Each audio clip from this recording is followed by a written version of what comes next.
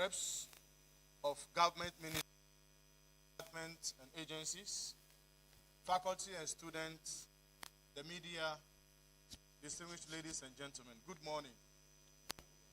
I have the pleasure of welcoming you to the 10th Grants and Awards Ceremony.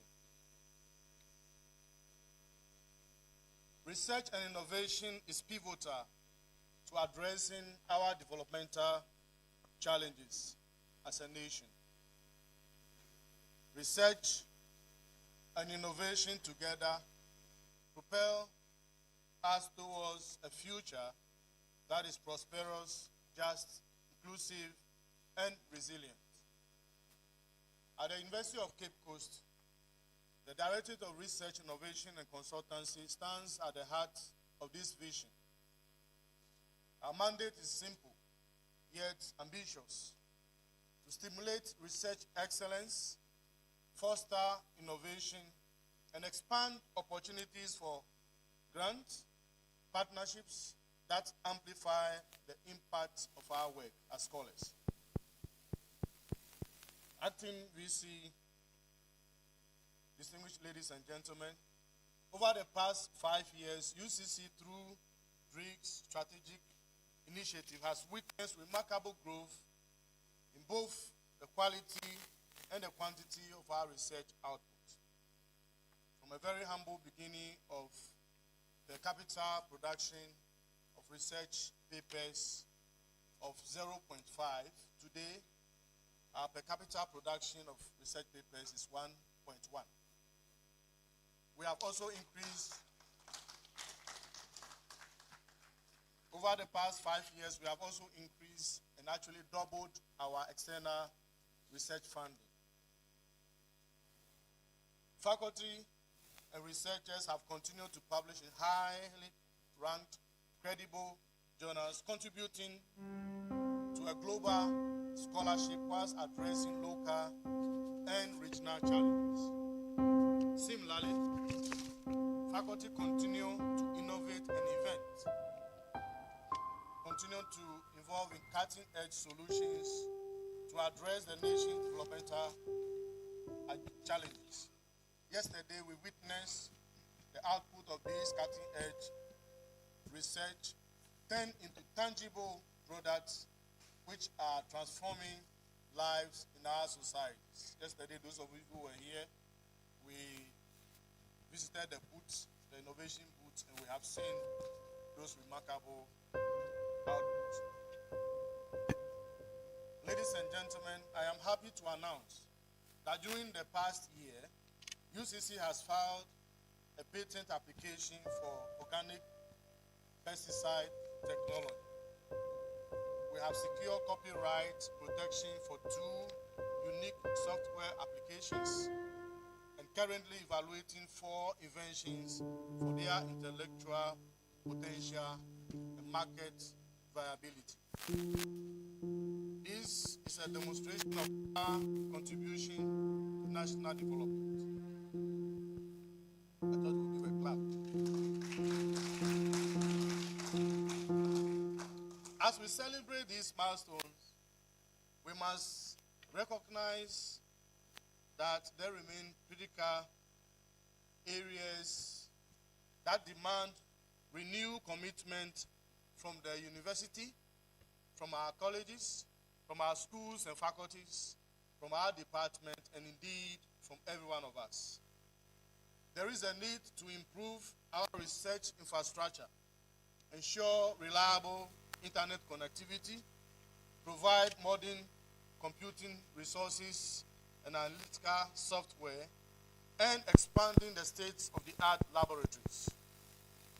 These are not mere conveniences. They are enablers of a world-class research institution. A university's impact is only as strong as the ecosystem that supports its scholars. Faculty must also strive to research. They must also strive for research excellence, regardless of the effort required, and refrain from publishing in predatory outlets. This year's celebration, the second Research and Innovation Week and the 10th Research and Awards Ceremony, which we are witnessing today, reflect our collective progress and aspirations. Yesterday, we featured exhibition of cutting-edge research and innovation from our faculty. Today, we will listen to an engaging speech which borders on the core of the resources our vocation needs, that is funding. We will also recognize research and innovation excellence, the Best Researcher Awards, and Research Support Grant. Acting Vice Chancellor, Registrar, distinguished ladies and gentlemen, these awards are more than ceremonial honors. They are strategic investment. The Research Support Grant provides funding for the faculty to explore new ideas, test concepts, and position themselves for larger external grants. The Best Researcher Awards, on the other hand, reward outstanding researchers whose work exemplifies creativity and societal relevance that defines UCC's vision. Ladies and gentlemen, the 10th call for proposal attracted 77 proposals, which is 24% increase in the previous years. We have, through the support of our impartial assessors, are awarding 43 grants, which are as follows: 9 for individual research support grant, 14 for group-led support grant, 5 for interdepartmental research support grant, 3 for non-teaching senior members, 5 for evidence synthesis, 2 for policy and practice-oriented research grant, and 5 for special funding. We are also giving 5 college-level Best Researcher Awards, 1 Best Evolving Research Award, and then 1 Best Evolved Research Award. In addition, we are rewarding 9 individuals for their unique contribution to the university's sterling performance in the 2026 Time Cycle. These awards are divided into 3 categories: influence, evidenced by data citations for the year 2023, which was the data we submitted for the ranking, determined by the number of papers indexed in Scopus Index Journal. Research income, the amount of money faculty have attracted in the year 2023. Ladies and gentlemen, the theme for this year's occasion is National Research Fund for Sustainable Development, a strategic developmental agenda or a political theory. It's of immense importance as it addresses the foundational subject of funding for research and innovation for national development. Ghana's National Research Fund, conceived as a vehicle to drive research and innovation, has been standing at a crossroad between promise and pretense for more than a decade. On paper, the National Research Fund seems to present a strategic developmental agenda. However, although it is yet to be operational, many doubt its real intentions. Many are wondering about its operations and its possible impact.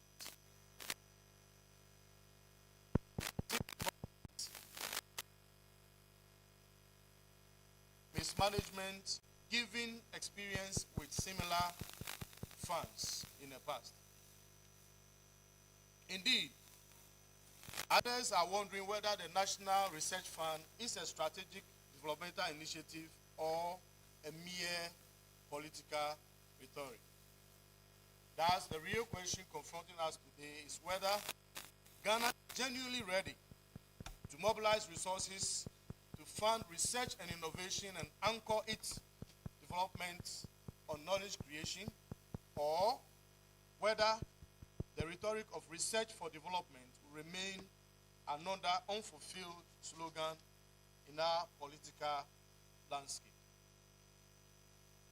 To help us to address this question is a distinguished scholar. I'll reserve that for the acting vice chancellor for the details.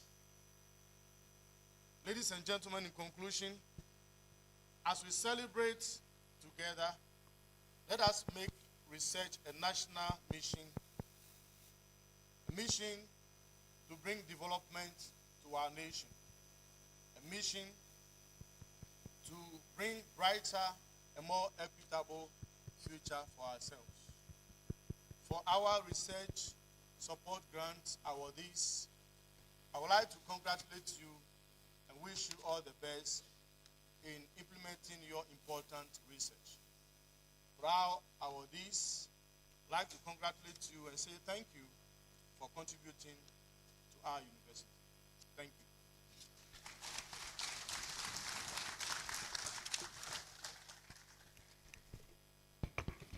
Thank you very much, Professor Tvucc, Director of DRIC.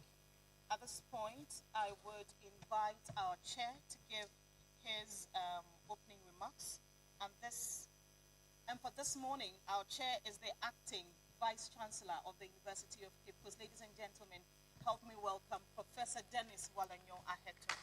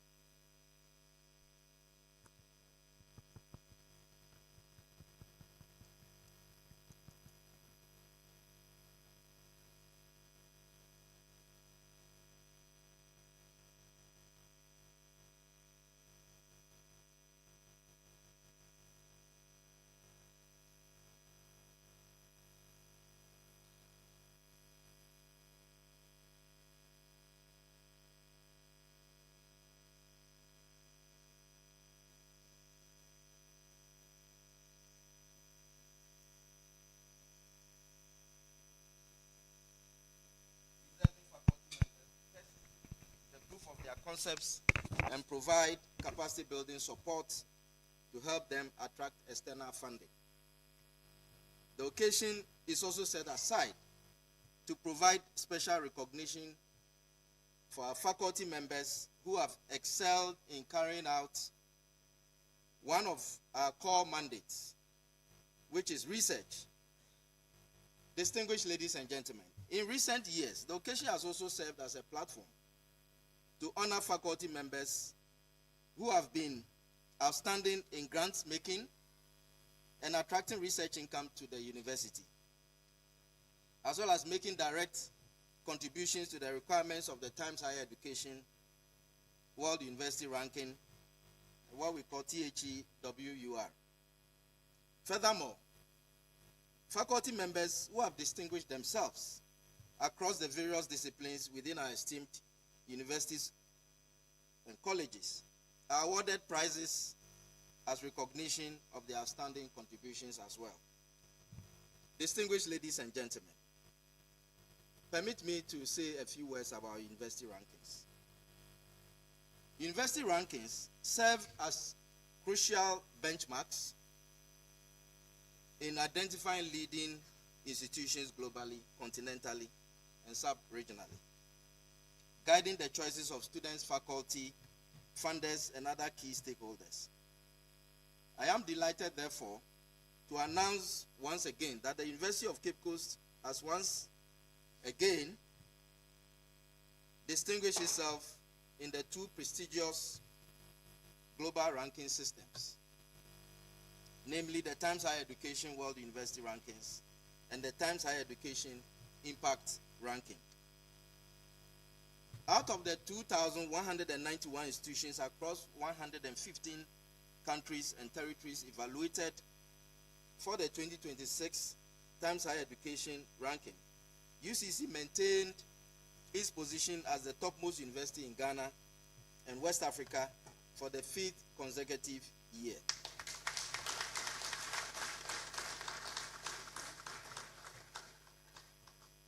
While also ranking among the top 11 universities in Africa and the top 10 in sub-Saharan Africa as well. Equally impressive is our sustained leadership in research quality within Ghana and West Africa.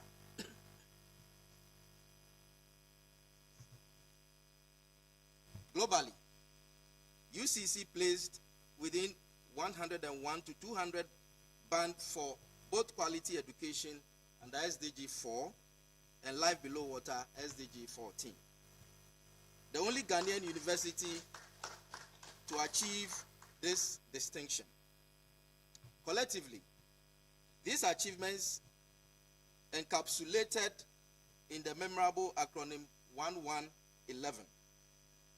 First in Ghana, first in West Africa, and 11th in Africa.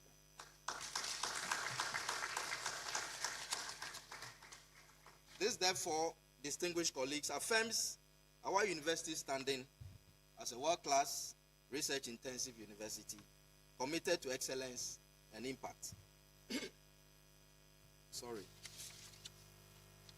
Distinguished ladies and gentlemen, these achievements are indelible academic relics in our history, annals, for our university and Ghana as a whole. Indeed, it signifies our continuous dominance in the higher education ecosystem, both in Ghana and the entire continent of Africa. Most importantly, the chalked successes reflect the unrelenting efforts of our faculty, staff, and students in strongly positioning the university in the global space to actualize our collective vision. Ladies and gentlemen, on this call, let me wholeheartedly express our deepest gratitude and admiration to our esteemed researchers, not only for the visible and invisible products of their scholarly excellence, but also for the unseen sacrifices they have rendered and the perseverance they have demonstrated throughout their research journeys.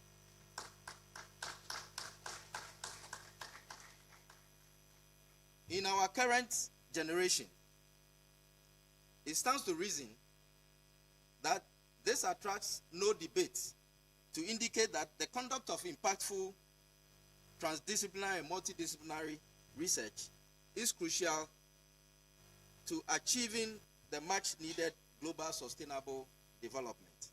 Such forms of dynamic research hold the potential for knowledge discoveries that are relevant in providing sustainable solutions to our contemporary challenges.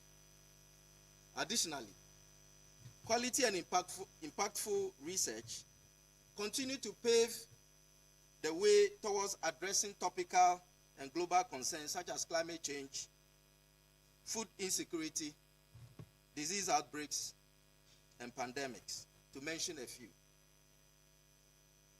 Other areas has to do with fragile educational systems, social and epistemic injustice, environmental pollution, land degradation, and other issues that you agree with me have direct and indirect effects on the sustainability of our planet to support future generations.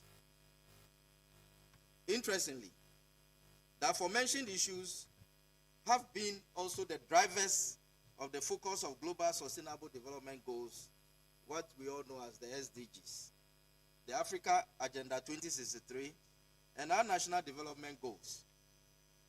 They are also deeply reflected in the UCC 2023 to 2027 Research Agenda, which is themed Transdisciplinary Research and Innovation for Sustainable Development in a Changing World. Distinguished ladies and gentlemen, as the acting Vice Chancellor of this esteemed university, I am both humbled and proud of the remarkable progress our university has made in advancing quality and impactful research, firmly positioning us as a global hub of research excellence. Our vibrant research culture has yielded transformative outcomes across healthcare, environmental sustainability, agriculture, food security, the social sciences, the arts, and technology, as well as innovation. That has all showcased in the exhibitions that we witnessed yesterday. These achievements, ladies and gentlemen, however, rest heavily on access to diverse and sustainable funding sources. This reality underpins the theme for this year's Research Awards and Grant Ceremony, where we're looking at the National Research Fund for Sustainable Development as a strategic pathway, or what we call development agenda, or is it also just a political rhetoric? And I believe that Professor Dankwa is going to do justice to the topic. It is imperative, therefore, that the government demonstrates leadership by establishing a dedicated national research fund, as seen in countries such as Nigeria, Kenya, and South Africa. Such a commitment would not only inspire coordinated support from academia, civil society, but will also stimulate the interest of development partners towards a shared goal of sustainable development. We are therefore honored, as I've already intimated, that Professor Eric Irenchi Dankwa, Chair of the National Research Fund Board, is here to address this present national discourse. Colleagues, as we work towards this realization of this national fund, I wish to express our deep gratitude to our funding partners, the government agencies, industry, philanthropic organizations, international bodies, and the institutional collaborators for their belief in our vision as a university that has sustained their interest in consistently providing us financial and logistical resources and support. Together, we are laying a strong foundation for innovation, discovery, and impact that will drive sustainable progress. As I move towards the concluding segments of my acceptance speech, finally, As we celebrate our awardees and grantees today, we must also look forward, anticipating the evolving demands of the dynamic world and fostering resilient, forward-looking research. As Ghana and West Africa's leading university, UCC must continue to exemplify excellence by investing deliberately in advanced research infrastructure, supporting interdisciplinary collaborations, and nurturing the next generation of researchers to create lasting societal transformation. There is a need, therefore, to continue supporting the Technology Transfer Office and the Creative Thinking and Innovation Hub to generate spin-offs from our innovative work, promoting entrepreneurship and other public good services.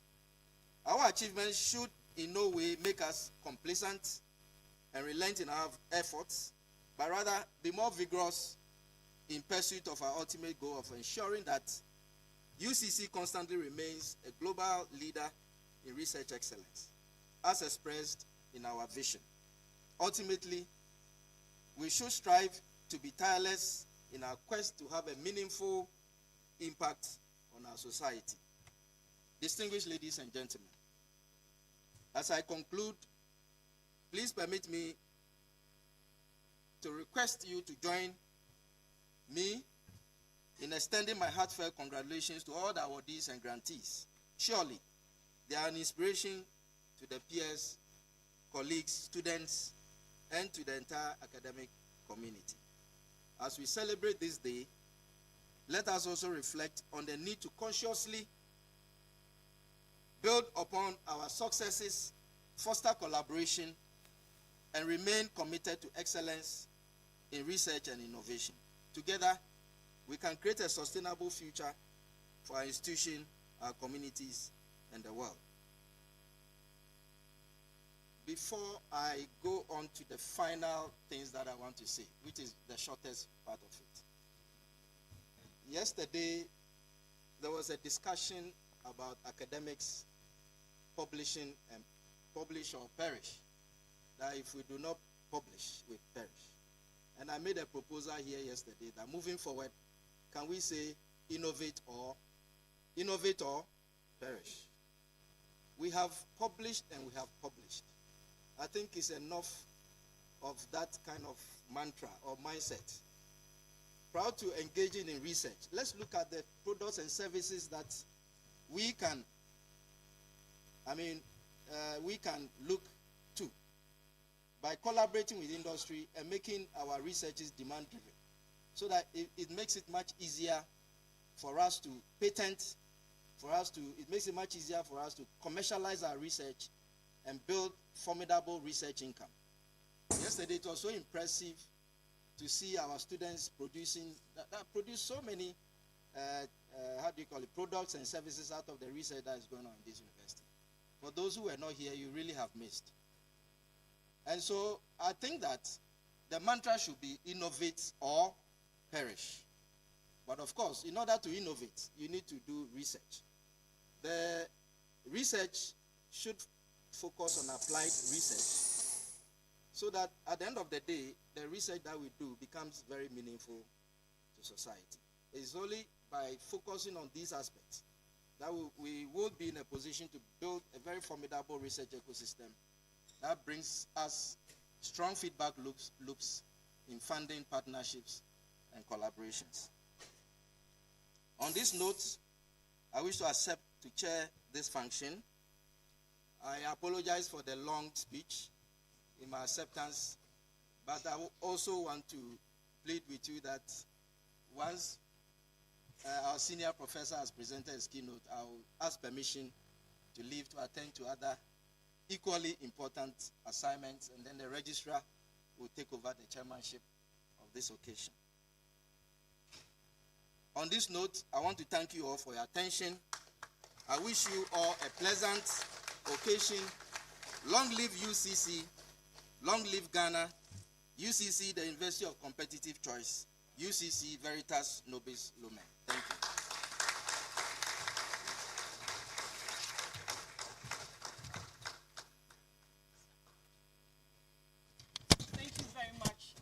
Acting Vice Chancellor, Professor Dennis Walanyo Aheto.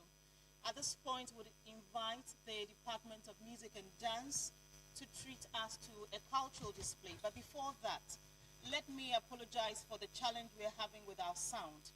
However, online, it's quite audible over there. You can hear us. Just that the connection in the room seems to be a bit faulty, and we are still working on it. We apologize for it. Let's welcome the Department of Music and Dance, please.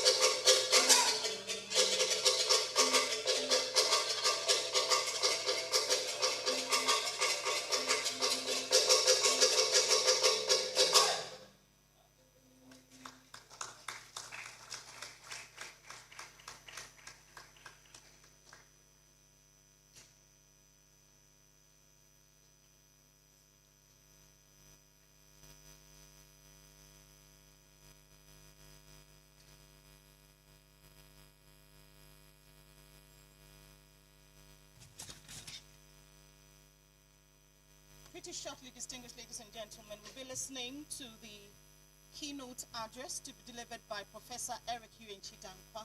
Ahead of that, the Deputy Director, DRIC, Dr. Branford Bevel, will do a formal introduction. Let's welcome him with a round of applause.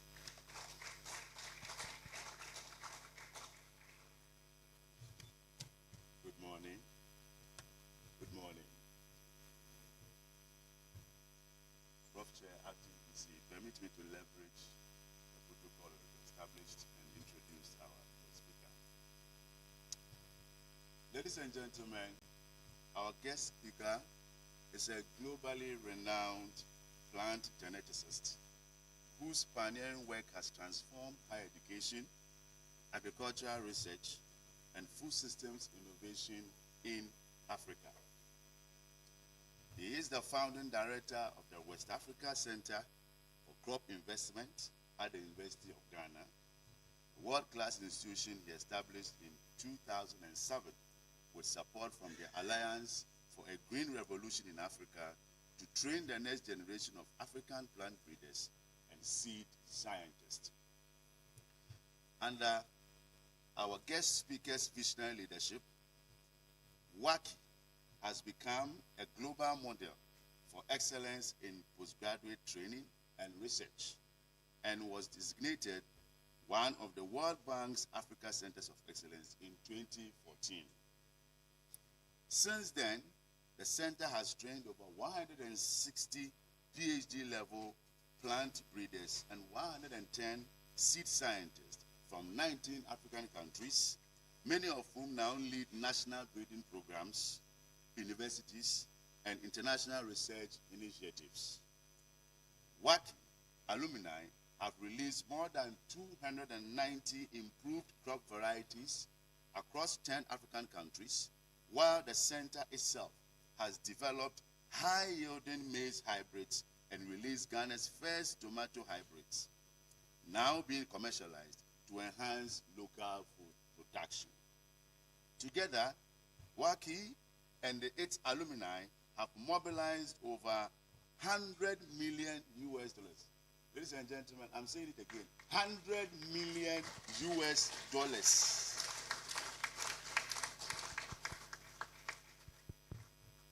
In research funding and investments, significantly strengthening agricultural innovation ecosystem across Africa.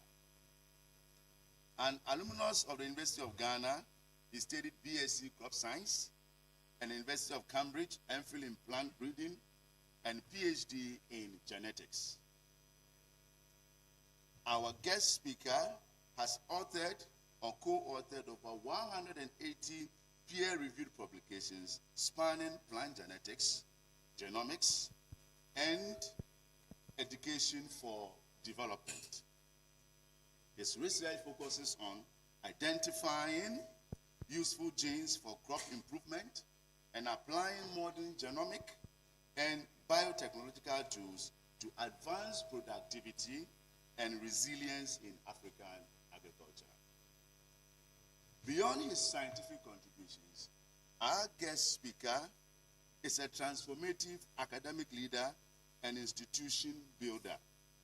He has served as Dean of International Programs and Director of the Biotechnology Center at the University of Ghana, and was the inaugural president of the African Plant Breeders Association from 2019 to 2023, where he helped unite plant breeders across the continent to share innovations and advance and advocate for science-led agricultural transformation. He currently serves as an adjunct professor at Cornell University, US, and Murdoch University, Australia, and sits on numerous international advisory boards, including the UK CGIAR Center Science and Impact Advisory Group, the Climate Resilience Cereals Innovation Lab, Kansas State University, the Innovation Lab for Crop Investment, Cornell University, and the Africa-German Center for Sustainable and Resilient Food Systems. In Ghana, he is the inaugural chair of the governing board of the Ghana National Research Fund, propelled by Act 1056, 2020, where he is leading efforts to institutionalize competitive research funding, strengthen research governance, and promote science-led national development. He served as an independent board director of the Agricultural Development Bank, PLC, Ghana, from 2021 to 2024, and was the chairman of the Governing Council, University of Mines and Technology, Tvucc, Ghana, from 2013 to 2016. Internationally recognized for his impact, our guest speaker has received numerous prestigious awards, including the Africa Food Prize 2022 for his leadership in developing human capacity and resilient food systems in Africa, the GCHERA World Agriculture Prize 2018 for his global contributions to agricultural education and innovation, the University of Ghana Distinguished Award for Meritorious Service.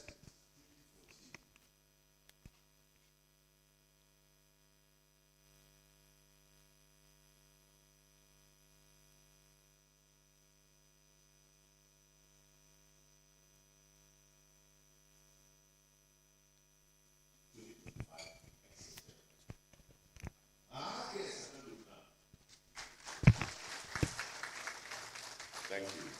Our guest speaker is a passionate advocate for reimagining higher education and investing in African science as a foundation for the continent's transformation.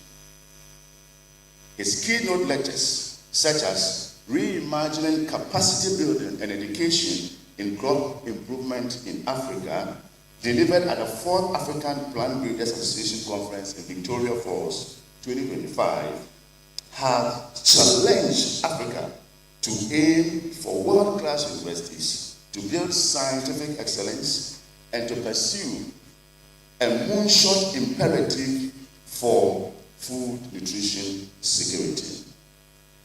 He continues to mentor young scientists across Africa, inspire policy reform, and champion partnerships that empower African universities to become engines of innovation, entrepreneurship, and global scientific influence. Ladies and gentlemen, this guest speaker is no meaner person than the distinguished professor, as other the distinguished professor because of the accolades he has chalked his credit, Professor Eric H. Damba. Thank you.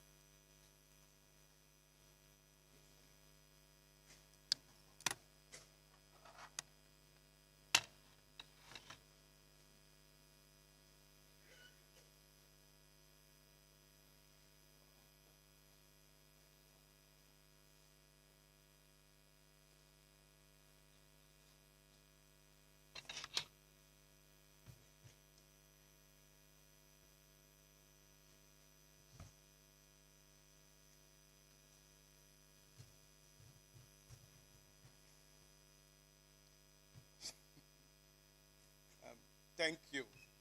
Thank you, Mr. MC, Director at DREC,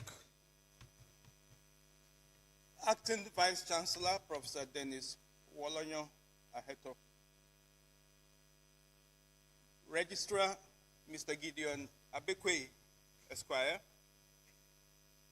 Provost, Deans, Directors, Heads of Department, and other duty bearers of the university, representatives of government ministries and agencies, members of convocation, distinguished guests from sister universities, research institutions, colleges of education, and civil society organizations, staff, students, ladies and gentlemen, all protocol observed.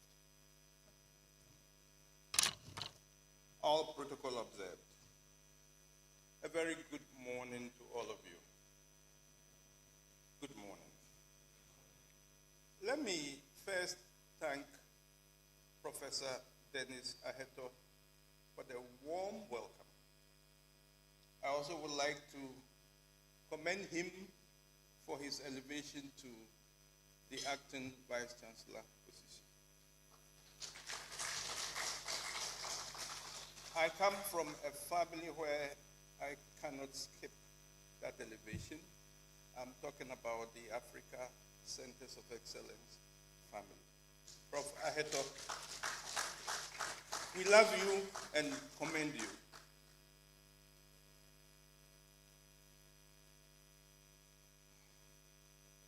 I would also like to commend the University of Cape Coast, the University of Competitive Choice. Wow. UCC, your visibility globally and your comfortable position in the recent Times Higher Education World University ranking deserves high commendation. For me, as an academic, it's a privilege for me to return to the University of Cape Coast. Some of you may not know, in 1996, I served as a part-time lecturer at this university. So I can also boast in some of your achievements. I am a former lecturer of the University of Cape Coast. I taught for one academic year. Some of my students, I taught then, I believe Dennis was an undergrad at the time, yes. Some of them went to high places. I've lost track of some of them. I need to commend them. And at the time, there was one Prof. Carson of blessed memory. I think I have to pause and salute him. He was such a distinguished professor, and his colleagues at Legon were my mentors, and so I know what I'm talking about. You see, in this great future, we can't forget our past. If we did, it wouldn't be worth living. May his soul rest in perfect peace. I thank the chair for the warm introduction, and I say the one you spoke about is not me. You spoke about the wacky machine, and I have 4 of my colleagues here with me. I have to introduce them. Professor Daniel Dijenyo is here. Can you give them a hand wave? Dr. Ajiman Dankwa is here. Our head of IT, Mr. Francis Texan, and our head of communication is here. Please give them a hand. Currently, Prof. Dijenyo is acting director. You know, I've been director for 18 years. I salute the current generation, because if we don't empower you to be leaders, perhaps no Minister of Finance will put funding into research. And I think I want to begin on that note. Distinguished ladies and gentlemen, the team before us is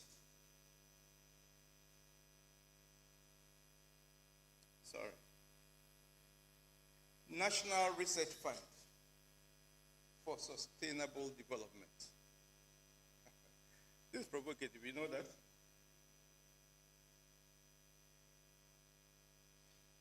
A strategic development agenda or political rhetoric.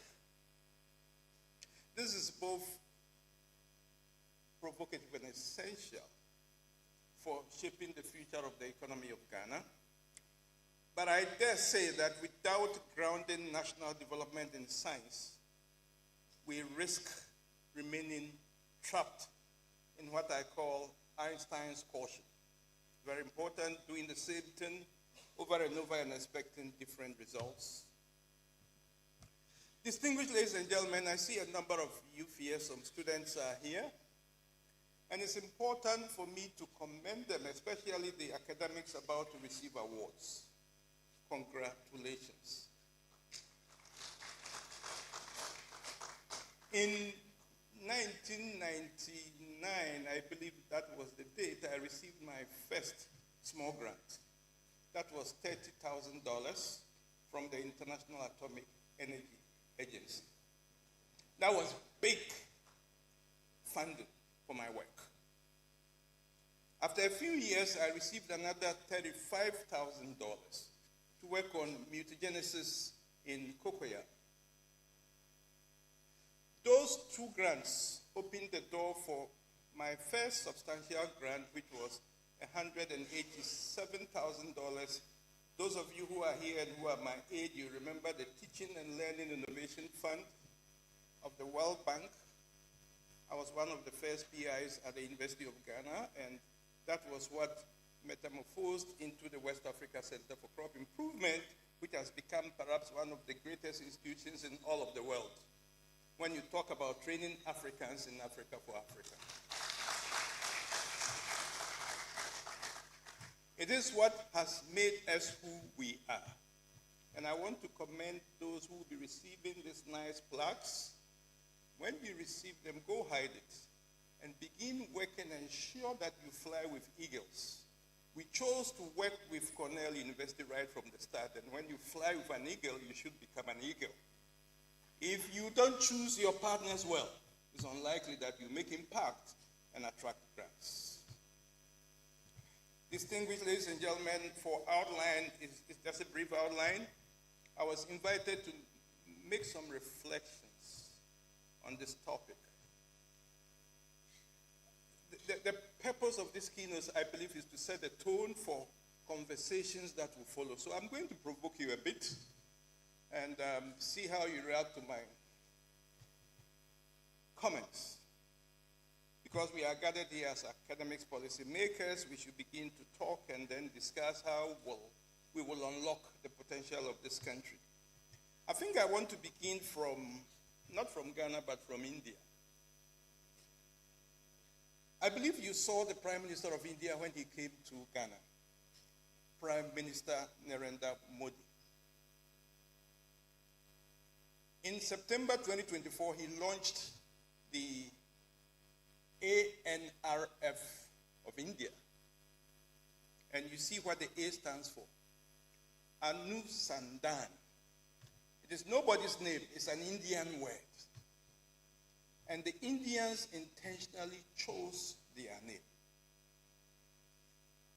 Anusandan in Sanskrit, or the Hindi language, current modern Hindi language, means research inquiry. So the illiterate Indian will understand what that fund is for. Intentional. And that is what Prime Minister Modi said when he launched the ANRF in September 2024.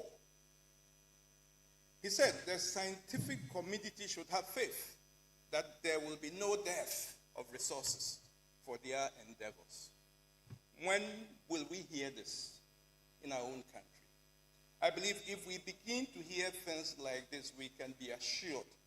Look at your Vice Chancellor coming from Bremen after his PhD, coming to a Cape Coast without a lab where he could work to deliver, until, thanks to the World Bank, a new grant came up. Assume when you first joined, you had accessed funding locally. You can imagine where you'd be by now. This ANRF took after the Science and Engineering Board of India, which had been in existence from 2011 to 2023. Now, of course, the ANRF takes over, if you like, all funding, and 70% of all funding under the ANRF goes to universities in India. So you can imagine, and they are aiming at spending 1% of their GDP, not national budget, on R&D. But it is not that in Africa we lack vision. We have the vision. It's 63 years ago since Kwame Nkrumah said that it is within the possibility of science and technology to make even the Sahara bloom with verdant vegetation for agricultural and industrial developments. But look where we are, over 63 years. And we know about developmental outcomes. When you look at the environment, if it's poor, you can't expect anything better out of a poor environment. For example, a poor lab, a poor field. What can you expect from a poor lab? Lab without infrastructure, you can't expect anything. So let me throw this first at UCC, University of Competitive Choice. Vice Chancellor, distinguished Vice Chancellor. So, assuming you met Bill Gates, for 1 minute he asked you, what is the annual contribution of UCC to the national economy? What will you tell him? Director for Research, let me not go to your Vice Chancellor. Let me come to you. What will you tell him? Yes, you are number one in Ghana, but who are you? Don't benchmark with local institutions, UCC. No. Raise the bar.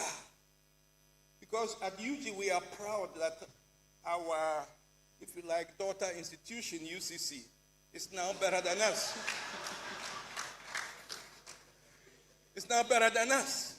Because who amongst you will not be happy when your child is doing better? It's something you must think about. But of course, I just want to say that was a teaser. I just want to say that locally we should collaborate and compete with global institutions so we can take Ghana to the next level. Because in the university where I trained, University of Cambridge, and I mentioned two of my colleagues, academics who are here, they were my students in 2004, 5, 6. I don't work with you in my lab if you don't have what it takes to take me to the next level. These are some of the brightest students on earth, now academics. So like director of Drake, where are your best students? Are they working with you or have they run away? How are you attracting them to your programs? Look at what Cambridge tells us. 30 billion pounds a year in UK economy. And if you are the prime minister and a university is giving you this, would you prefer meeting an artist in your office for 1 hour or the university professor? That is why it's easier for artists to meet African presidents than university academics. I think we should think. Cambridge University is impacting 4 times more than the Premier League. And so the Premier League is nothing to Downing Street because they have Cambridge, they have Oxford, they have Imperial College, universities they can boast of that they can fix the UK economy.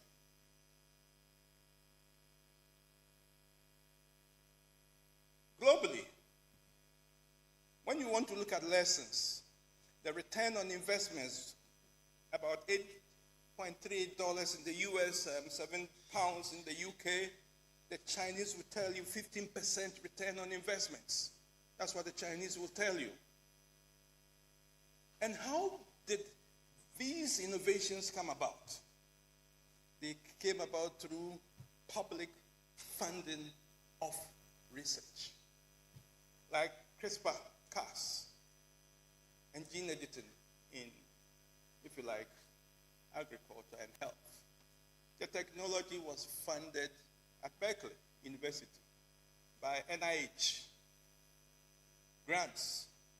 You look at Oxford AstraZeneca, funded in Oxford as public research from UKRI and the UK government. Talk about quantum satellites work funded by the Chinese Academy of Sciences at the Chinese University of Science and Technology. So all these were publicly funded research before the industry partnered to scale up, if you like, research. So it's important for African governments, and I'm unhappy that we don't have a cabinet minister in front here so I can speak to, that if they don't fund us, we'll continue to beg for bread forever. And in my own area, that is plant breeding, the EU has shown over the years, and it's a critical study, those of you in agriculture in this audience, If you look at the NOLEPA study, NOLEPA, Kasberg, 2016-2021, they do ex-ante and ex-post analysis. And they tell us that they can project to 2040, they will be reaping, they call it reaping the benefits, reaping about $36 billion annually from investments in plant breeding. So why shouldn't African nations invest in areas that can scale things? You come home to Africa, we talk about potential, don't we? But do we eat potential? We don't. We don't eat potential. Why do we talk about potential? Let's do it. 18% of the world's population in the next few years is going to be one in four persons in the world will be African. It's going to go to 25%. Look at these numbers. Very troubling and very worrying. Only less than 3% of our GDP is spent on research. When you look at human capital is so poor, the human capital is so poor, a lot that we have to do. Someone said that if we put everything aside and fix agriculture first, perhaps we can develop Africa. Because there is the opportunity here. Director for research, there is the opportunity here. You look at 700 million people food insecure, and Ghana can be supplying food to China and everywhere in the world if we were serious. Look at the threat in the future, 1.5 billion people, more mouths to feed in the future. Quite recently, the three of us were in Des Moines at the World Food Prize event, and we met Sir Richard Roberts, a Nobel laureate, who gave, if you like, a challenging talk. He asked us whether we think before we reject products made out of good science. It's very important that we consider that. So they are calling for breakthrough research, science-based policy, and bold collaboration. And I think this is what should worry Africa. We need to know that our future in Ghana, and I wish Professor Odro had made it here, who is advisor to the Minister of Education. I'll be telling him, Prof. Odro, look at Ghana's research budget if you want to think about Ghana's future. If our research budget is low, forget about development. We'll go to the IMF 82 times. So it's important that we think about turning knowledge into national power. And this demands consistent funding.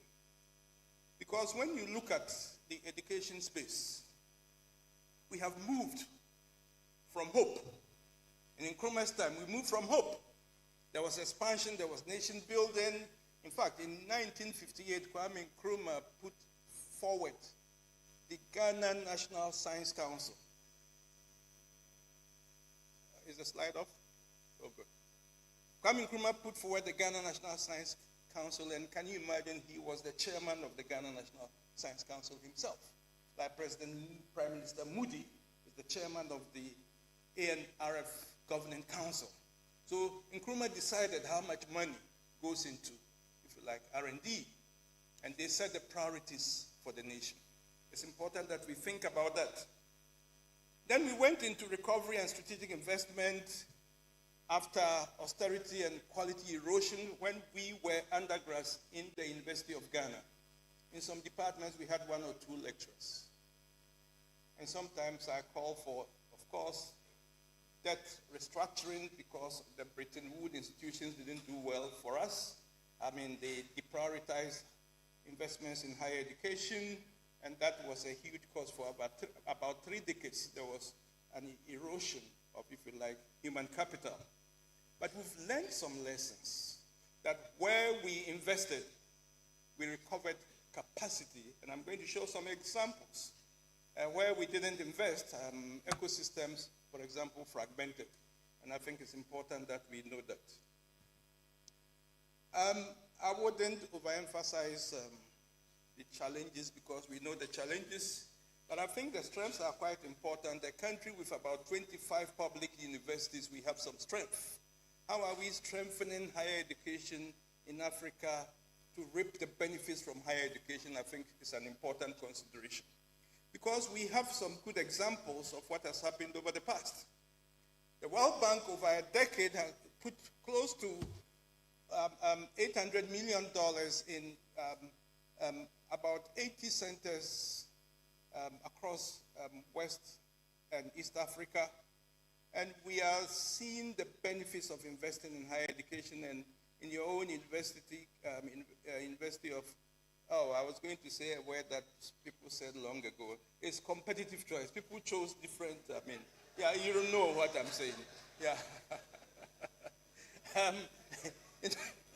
University of Competitive Choice. So please look at what ESCO has done in quite a short time. So imagine when Dennis came from Bremen, he had received, for example, a $50 million grant the first year he landed in this university. Imagine what ESCO would have become by now. Perhaps one of the most respected institutions globally.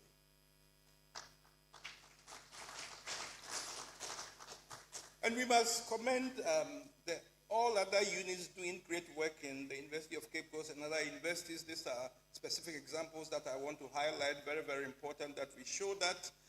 But KNUST track has shown that we can build innovations and to solve real life problems which benefit the nations, of course, and you can cost it. This center has done great in only just a short, time.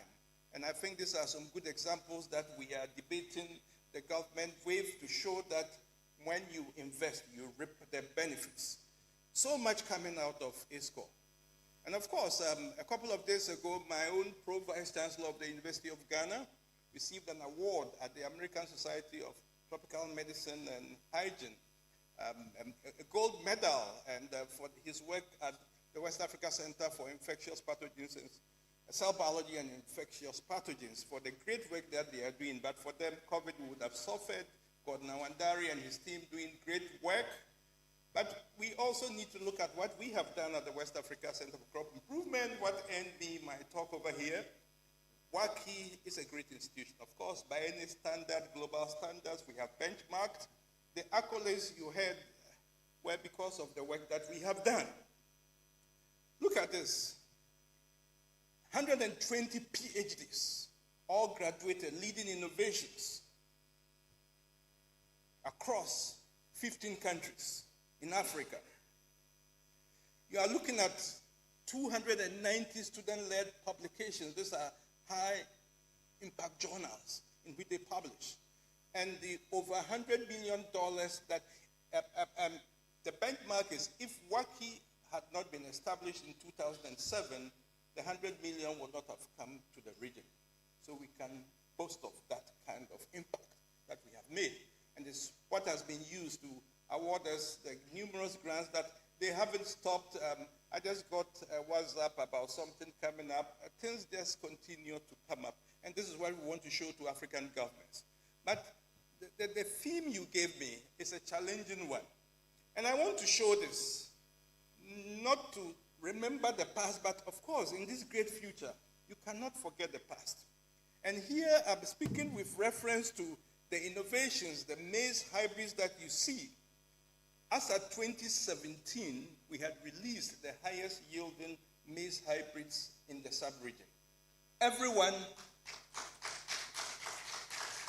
was chasing our maize hybrids. At the same time, we're celebrating our 10th anniversary. This was WACI's 10th anniversary. We made history in Ghana. This was when the government in 2017 was only 5 months old. 1st June 2017.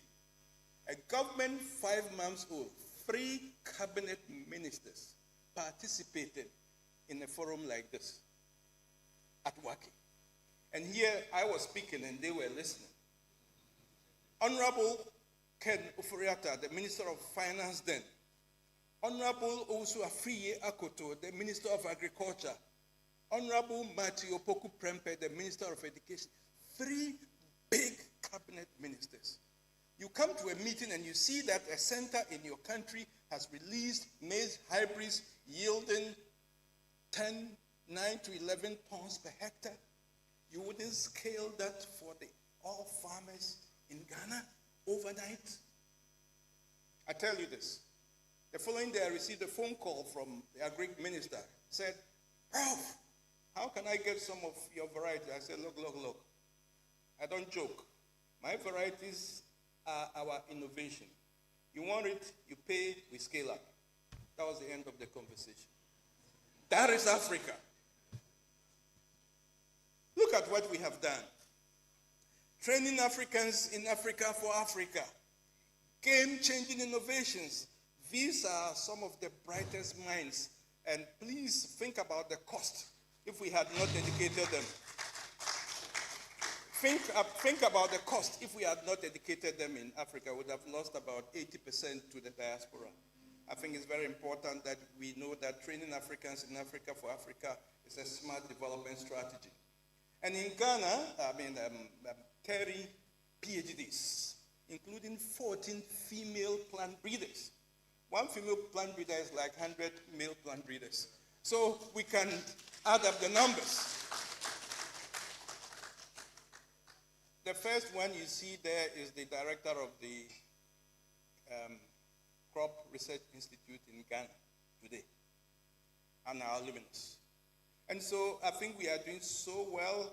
When you are a scientist at Tvucc, the first day you start, you are asked to give a concept. When you bring the concept, we fund you. $50,000 is just what the director just signs, that you run with your idea. We want you to scale it up to $1 million. So seed grants. Seed grants are going to be very, very important in all conversations. Which universities are giving seed grants? What is the value of your seed grant? What problems are you solving? They are very, very important. And we are so excited that, of course, the Ghana National Research Fund Act was enacted by His Excellency President Akufo-Addo in December 2020. But unfortunately, for 5 years, it laid there without any action. Some of us, if you have followed us on social media, you'd have seen what we have said. Almost every week, at every opportunity, we talk about the Ghana National Research Fund. Unfortunately, between Ministry of Education and Ministry of Environment, Science and Technology at the time, Frimpong Boateng and Matthew Opoku Prempeh were battling who should host it. Was that something that they had to debate? We were thinking about Ghana until quite recently when we were called, in fact, that the Ghana National Research Fund would be operationalized under the current government. And so we looked at the act. The act provides for a seed grant of $50 million, which now has been deposited at the GET Fund, which the fund is accessing. We are expected to access 0.5% of the national budget annually. I have debated this and suggested that it has to be 1%, and so we are talking. I will tell you about other aspects soon. Our mandate is clear, and our objectives are very clear, and this is just from the act, so I wouldn't spend a minute on them. We know where we are going. It's all of science. The governing board was properly inaugurated by Honorable Haruna Idrisu on a good day, 4th June 2025.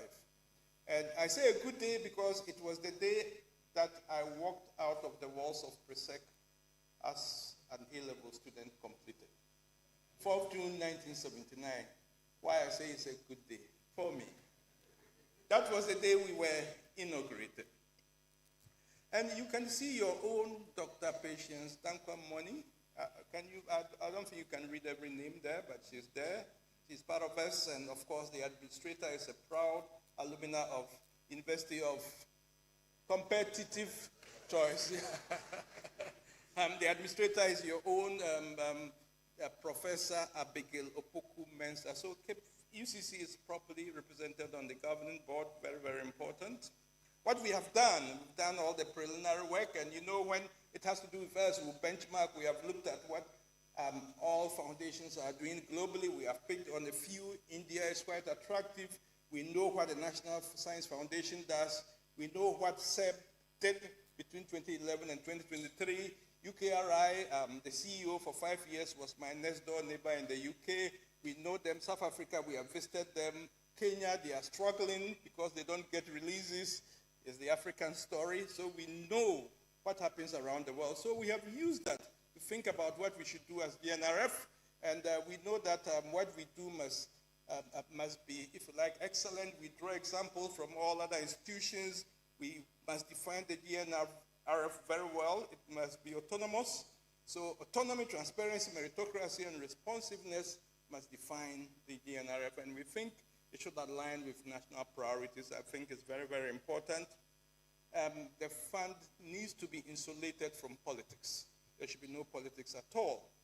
So we are talking with partners all over, and we want to ensure that the partnerships are solid. And so we are thinking about local, international, and of course, even partnership with the diaspora. The strategy is being developed. It's very, very important. Partnerships will be key in the work that we do at the Ghana National Research Fund. We think that we have arrived and we are doing what we should be doing. As regards funding models for sustainability, we are thinking about all approaches. Like, we know what we must do, public commitment, that is, we must obligate Parliament to ensure that the executive releases funds. We are thinking about an endowment, the private sector participation, donor and philanthropic support. We are thinking about all that. Because we are thinking about sustainable funding, we have to, of course, diversify. I believe today we have stopped talking about, if you like, short approaches, instant things. We are thinking about big ideas that can change the country. So I go with the moonshot imperative. We have evidence from across board, China, US, UK. Ghana, we are at crossroads, and we know that small steps will not help us. People still talk about Operation Feed Yourself, Planting for Food and Jobs, Feed Ghana program. These are not programs that can sustain this country into the next decade and two ahead. We need a bold initiative in Ghana. We need bold research-driven moonshots. And it's important that in all the areas we define what the moonshots are. And we are working with all of research institutions and universities across the nation. Quite recently, we administered a questionnaire, and I believe some of you responded, some didn't respond. We are trying to work with all Ghanaians. It's important that you feed us with information so we can move forward.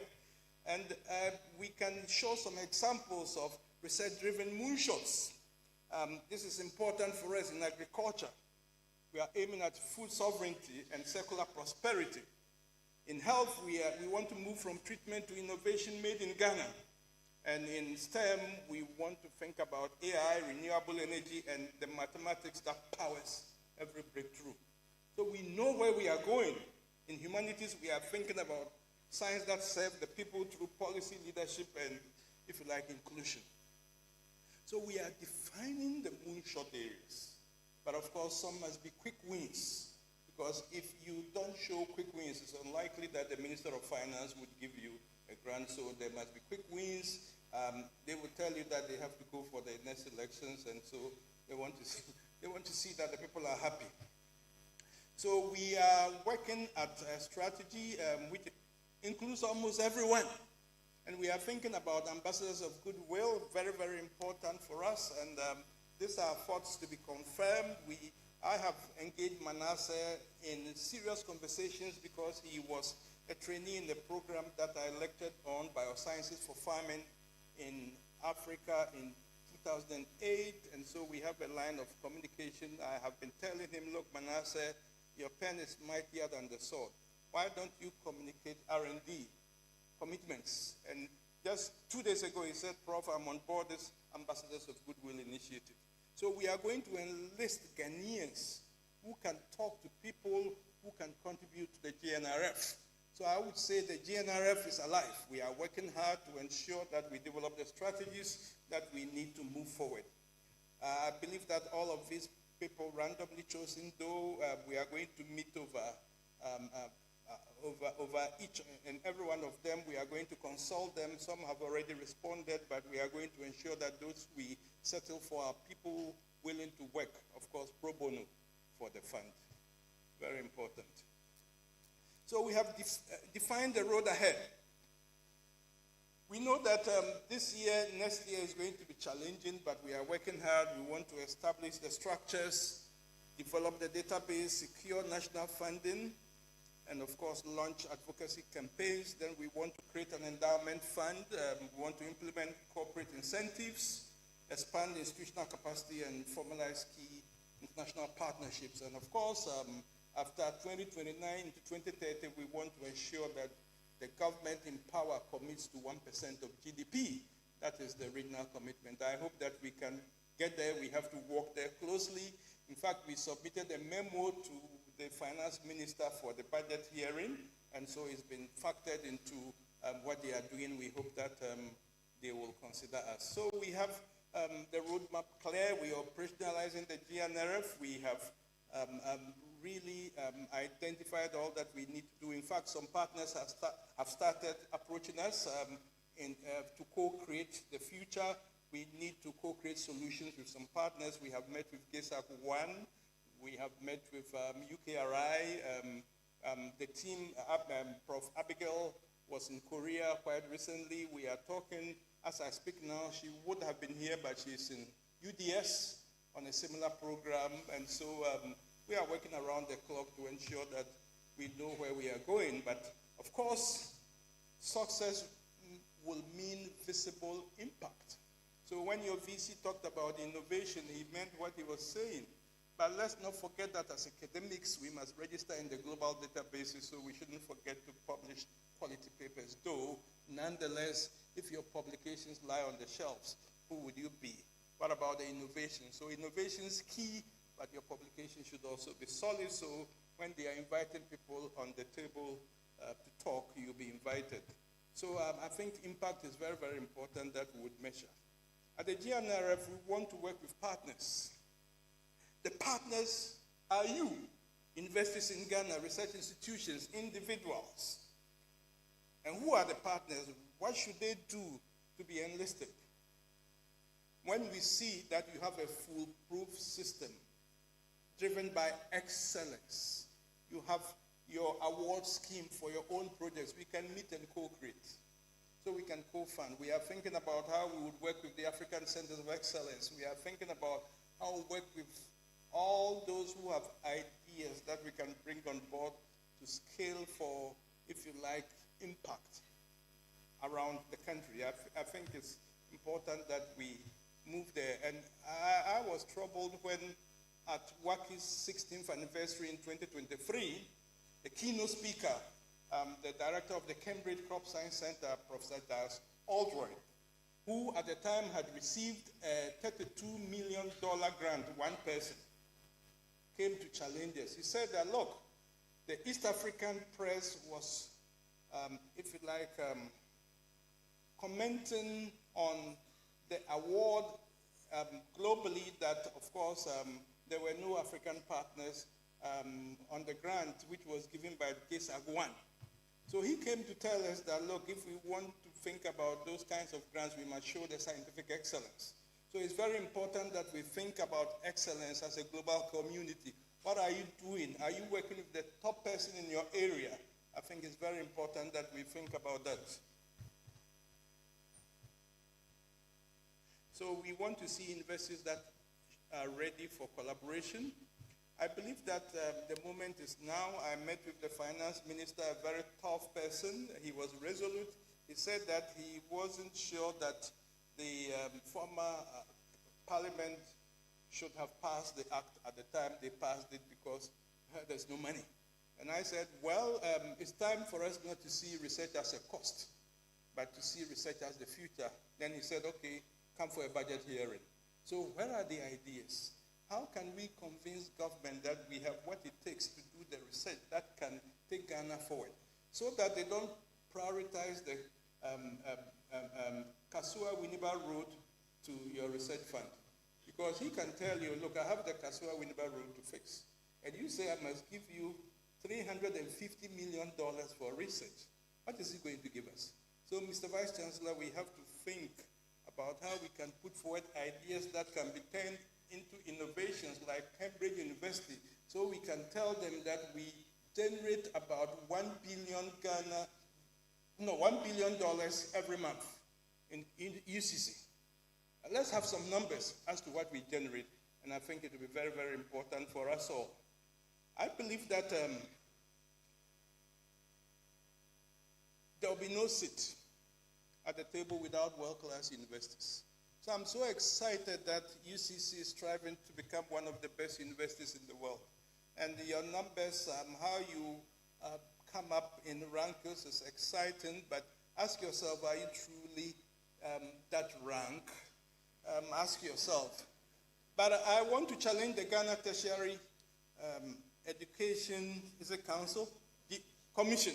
I want to challenge the Ghana Tertiary Education Commission that they should sit down and work on rankings of universities in Ghana at the level of departments, so that we know that when you want to do AI in agronomy, you want to come to Cape Coast and collaborate with Professor Z.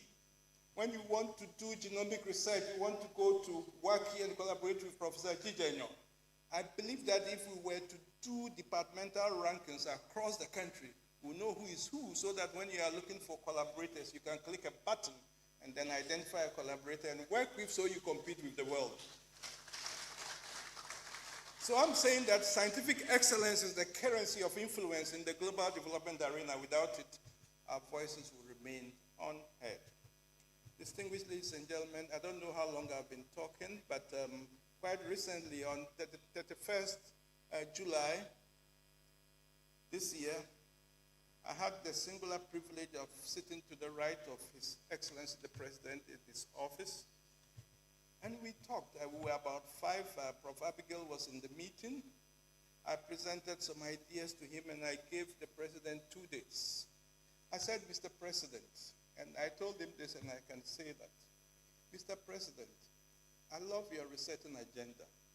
But let me tell you, the only thing that will separate you from all future presidents is that you soak this nation in science, technology, and innovation. If you are able to achieve that, Your Excellency, Mr. President, Ghanaians will never forget you. So, Mr. President, I give you 2 dates, March 6, 2026, or June 4, 2026. And I said to him, June 4th was the day I finished A-levels, and he smiled. I was so happy that day. So I left, and quite recently, you can see the green letter. The green letter is from Dr. Callistus Mahama.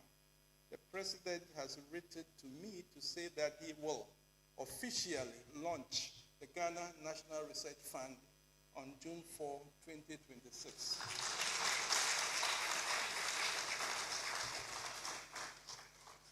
One further thing I asked the president, Mr. President, when you come, can you tell us, like, what Prime Minister Modi told Indians? That the scientific community should be assured that there will be no dearth of resources for their endeavors. I think he looked at me and he's thinking, I can't wait for June 4th, what the president will say. We are looking at ambassadors of goodwill. We are thinking about a Ghana that can prosper. And I hope that on June 4th, we are going to launch an endowment fund. We are looking for $1 billion endowment. We hope we can get it. I believe that when your Vice Chancellor makes his round, he will also put his weight behind this cry. Cry, my beloved country. Ghana is suffering. We have to work hard at this so that the funds that we need, we can access.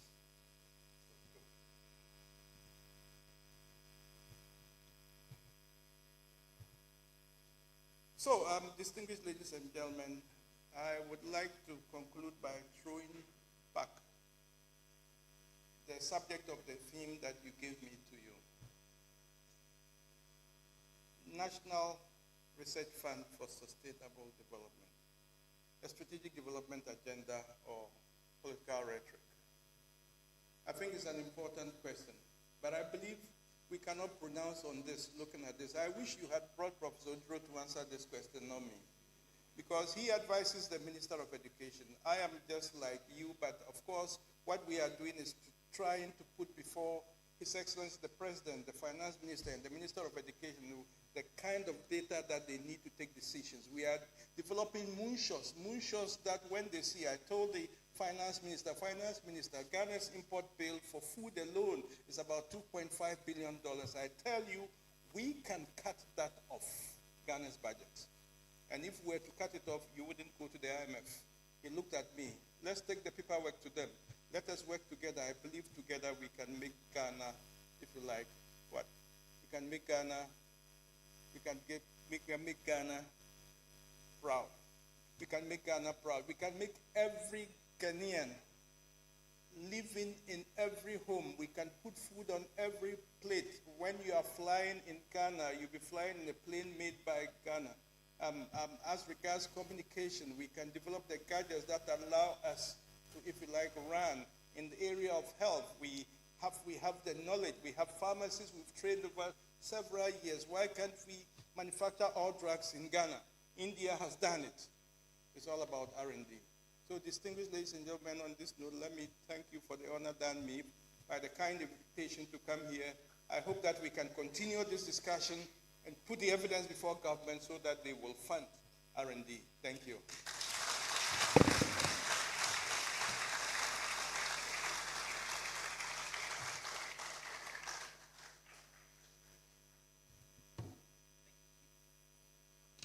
Another round of applause for our guest speaker, Professor Tvucc. Thank you so much. I believe our prof, please take a seat back on the table. I will invite those of us on the higher table to resume our seats and then invite the Department of Music to give us a musical interlude. Let's welcome Betty Newton from the Department of Music.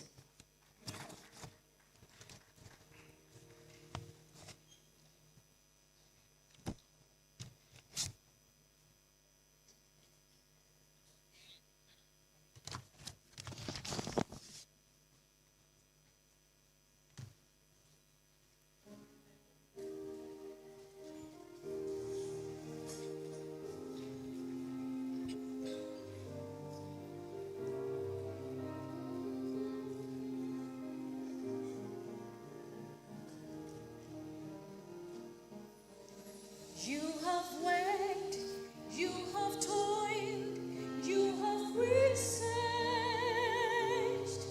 you have broken in new ground in academia through excellence. You have worked, you have toiled, you have researched, you have broken in new ground in academia. You have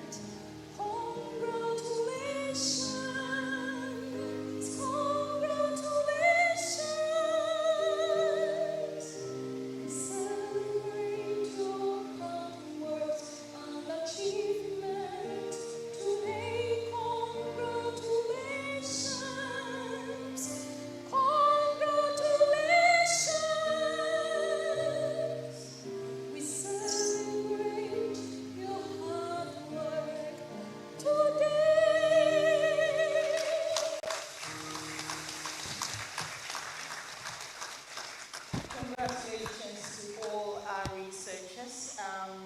This beautiful song was composed by Mr. Saki of the Department of Music and Dance, just for you. Congratulations. Beautifully sung by Betty Newton from the same department. Ladies and gentlemen, I'm pleased to invite the representative of the technical advisor to the Honorable Minister of Education, Professor George K.T. Tvucc, and she is the Central Regional Director of Education, to deliver a brief address. Let's welcome Dr. Mrs. Juliet Duffier-Rotami. Thank you very much. Prof. Chair, distinguished guests, I bring you warm welcome from Professor George K.T. Tvucc, the Technical Advisor of the Minister for Education. We would have loved so much to be with us today, but he's also catching up with a very important program just like this one. So he directed that I come and deliver his address and also wish you well. I want to dwell on the already established protocol to deliver the address from Professor K.T. Tvucc. It is with great joy and immense gratitude that I join you today in celebrating a milestone in the pursuit of knowledge generation and innovation. Recording the second phase of the University of Cape Coast Research and Innovation Week and the 10th anniversary of its Research Awards and Grants ceremony is an achievement worth celebrating. Today's event, without any doubt, gives more meaning to the University of Cape Coast's consistent ranking as the best university in Ghana and listening among top universities in Africa. As a proud alumnus of UCC, I highly commend the acting Vice Chancellor, Professor Dennis Ahito, and his management team, faculty, graduates, students, as well as the Director of Directorate Research, Innovation and Consultancy, Professor David Tedoku, and his team for sustaining and adding value to the strong research and academic reputation that the university has over the years kept for itself. I say I owe. Prof. Chair, I find the institution of a Research and Innovation Week and the introduction of a Research Awards and Grants RAC facility by UCC very innovative and relevant to the 21st century role expectations of a university. In the light of this, I view the Research Awards and Grants, even today, more than just an evidence of UCC's demonstration of a university-led research funding facility. For me, the awards represent a commitment to excellence, a vote of confidence in the potential of our researchers, and a step towards shaping the future of our nation. It demonstrates UCC's relentless efforts towards pushing the boundaries of human knowledge and addressing present challenges associated with our nation's development. While commending the University of Cape Coast for this initiative, I wish to mention that the Ministry of Education, under the leadership of Honorable Haruna Idrisu, acknowledges the key role research plays in the development of our nation. The ministry therefore attaches high premium to the research functions of universities. In this light, government through the Ministry of Education has committed itself to creating a sustained research base to support research in our universities. Hence, government has put in structures to operationalize the National Research Fund with a seed money of 50 million Ghana cedis from the Ghana Education Trust Fund, GET Fund. I think he deserves an applause. Thank you. The presence of Professor Eric Chidamka, Chairman of the Governing Board of the National Research Fund, here today as the keynote speaker testifies to government's efforts towards making the fund functional.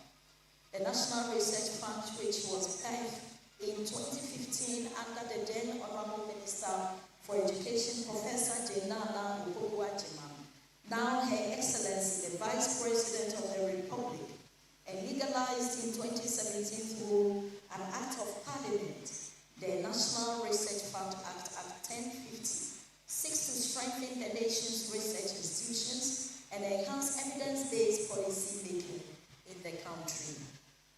Prof. Chair, while the Ministry is exploring every opportunity to ensure the sustained functionality of the National Research Fund and supports research activities in our universities, I wish to draw attention to the fact that the Ministry cannot do it alone.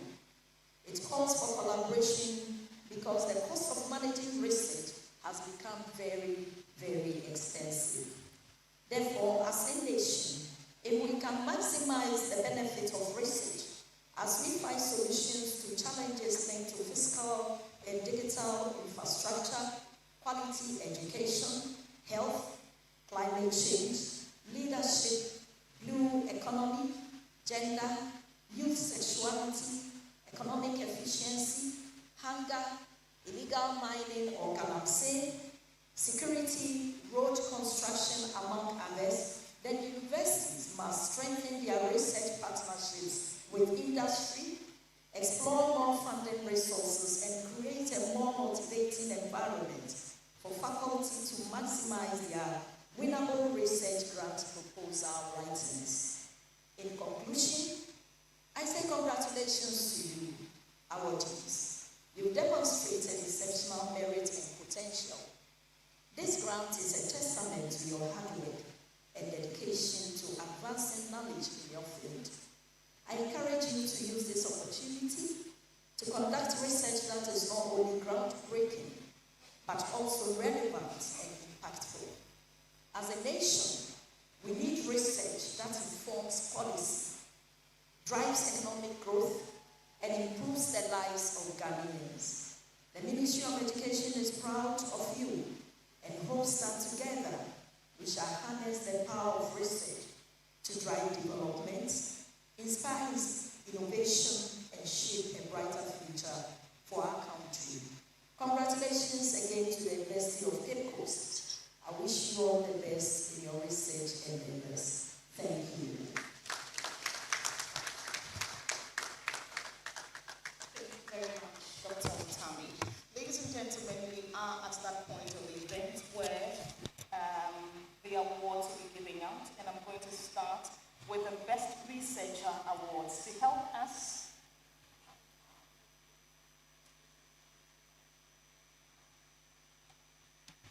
help us with a presentation of the awards, I'll humbly call on the registrar, who is currently the acting chair for this event.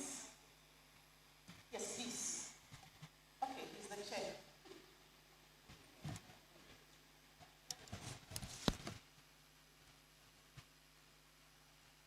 And from the College of Education Studies, category of award is Best College Level Researcher Award, Dr. Edward Wilson and Son.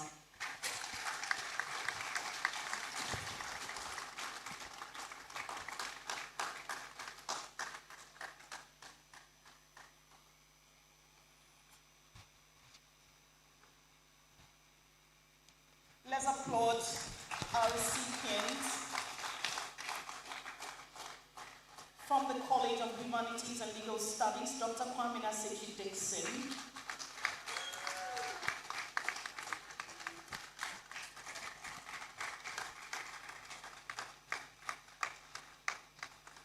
From the same category, Best College Level Researcher, Dr. Isaac Tedri-Hene is from the College of Health and Allied Sciences.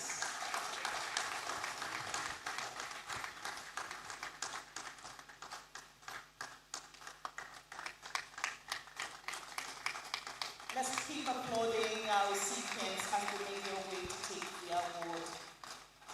From the College of Agriculture and Natural Sciences, Professor Ransford Okudako.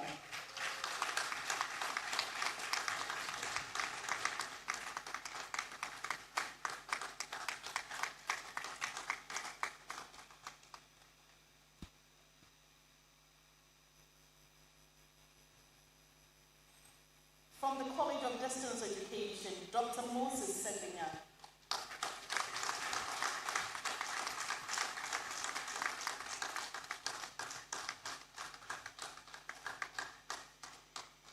From the College of Humanities and Legal Studies, Dr. Peterson Owusu Jr. Let's applaud him. And that's Best Evolving Researcher Award.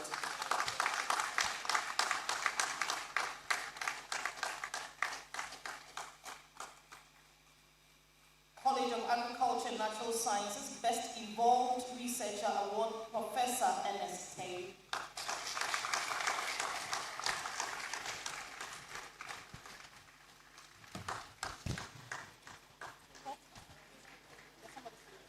So we have a representative taking it on behalf of Professor Tay. Thank you very much, our chair and our registrar. I would invite our keynoter, Professor Eric Rechi Dankwa, to help us with the next set. And this is contributions to Times Higher Education World University Rankings 2026 based on 2023 submitted data. Top 3 faculty members with highest scopus publications for 2023. First, Dr. John E. Hagan, number of publications 29. We have Dr. Hagan here.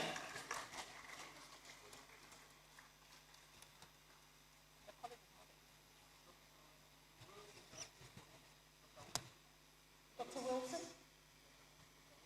Dr. Wilson, you could do us the honors by picking it up for him.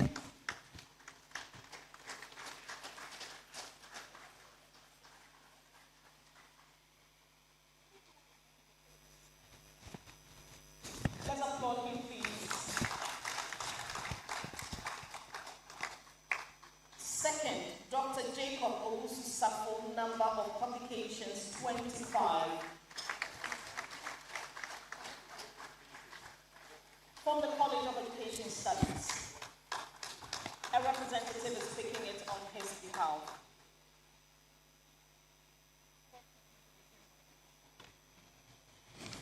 The third position, also from the College of Education Studies, with the number of publications being 19, Dr. Edward Wilson and Son.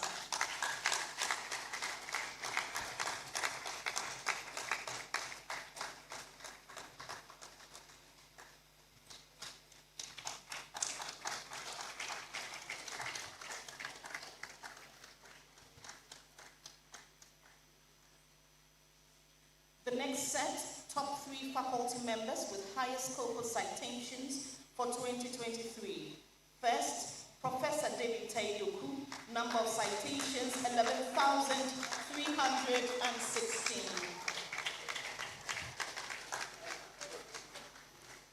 From the College of Humanities and Legal Studies, and Director of DREC.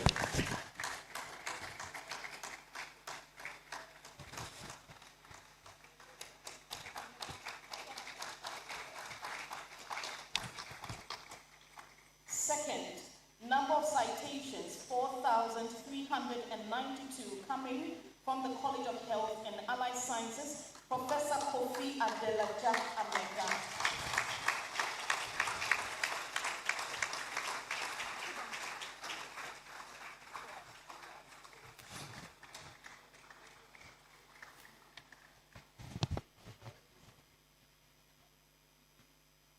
Third,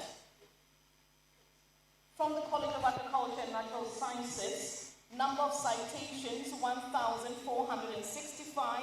Let's welcome Dr. Andreas Educhum Kudon. Do you have someone to pick it up on his behalf? College of Agric and Natural Sciences? Or should I ask the provost to do us the honors? All right, let's welcome the provost. Okay, there's someone coming up.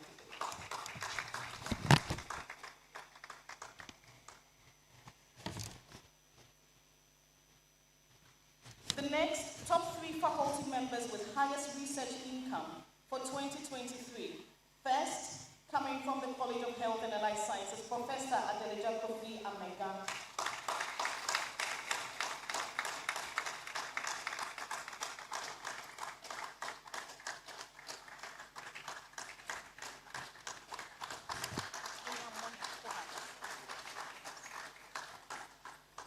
Second, coming from the College of Health and Allied Sciences, Dr. Inyam Moni. Highest income, yes. So this is top 3 faculty members with highest research income for 2023.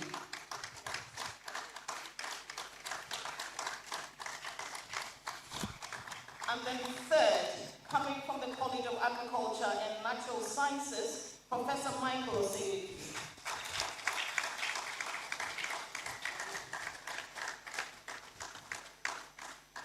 Let's applaud Professor Edu as he makes his way to take his award.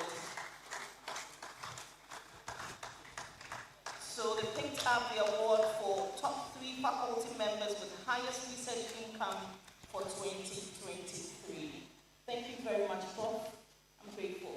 I'll call on Dr. Otani to help you with the next sentence.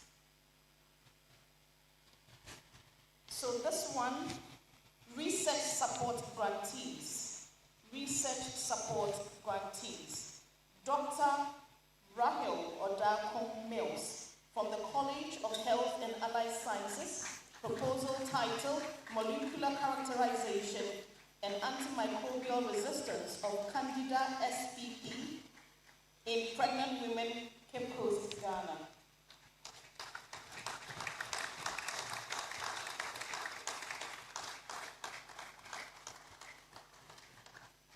The next proposal title is Therapeutic Rescue of W509A G6PD Deficiency.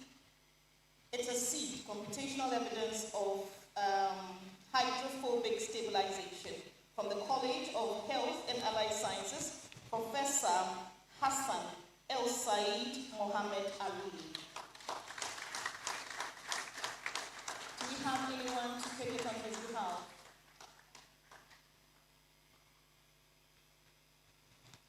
Right. Proposal title, Assessing the Performance of 4 onion cultivars. Okay.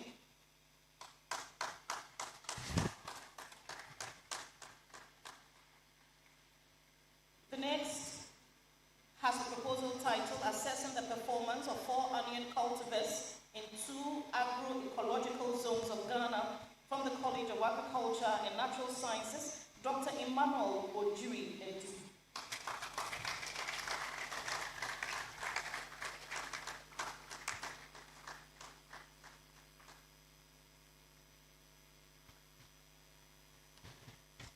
The next has the title, Convergence of the Triad, the Association between Hypertension, Uterine Fibroids, and Mental Health among Female University Students.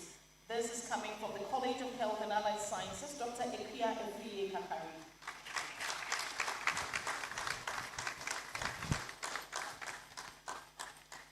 The next has the proposal title, Harnessing Gunshot Residue Analysis and Trace Metal Element Detection Techniques. College of Agriculture and Natural Sciences, Mr. Maxwell Abedi.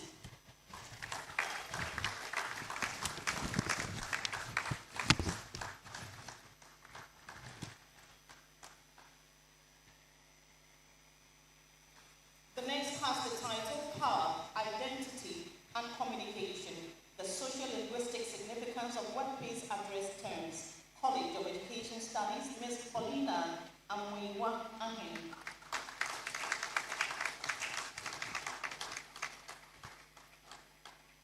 Documenting the epistemological orientations of Ghanaian cultures using proverbs as epistemic resources to decolonize education in Ghana, College of Education Studies, Dr. Ernest Nyamiche.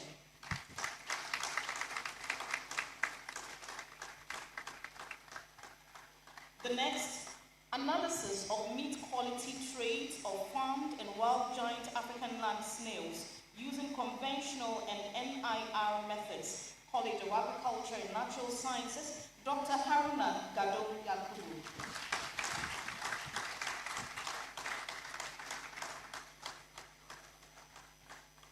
The next, preference and practice of braille use and computer literacy, perspectives of resource persons and students with visual impairment in Ghana, College of Education Studies, Dr. Rebecca Akosia Afra Asi.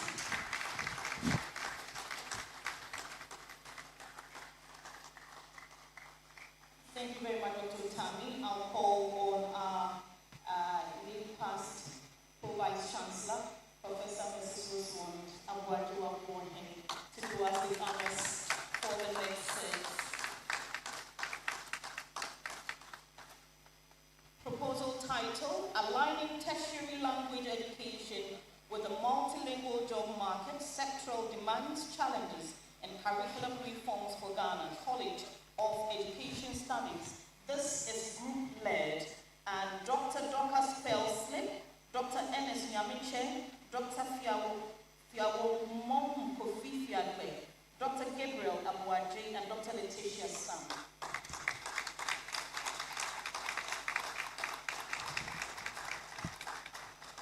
So this is the group-led RSG.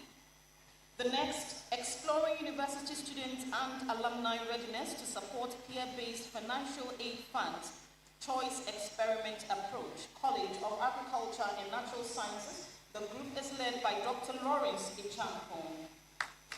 Other members, Professor Samuel Kesi and Zibadazi, Dr. Emmanuel Inkum, Professor Ernest Lai Okole, and Dr. Rebecca Owusu.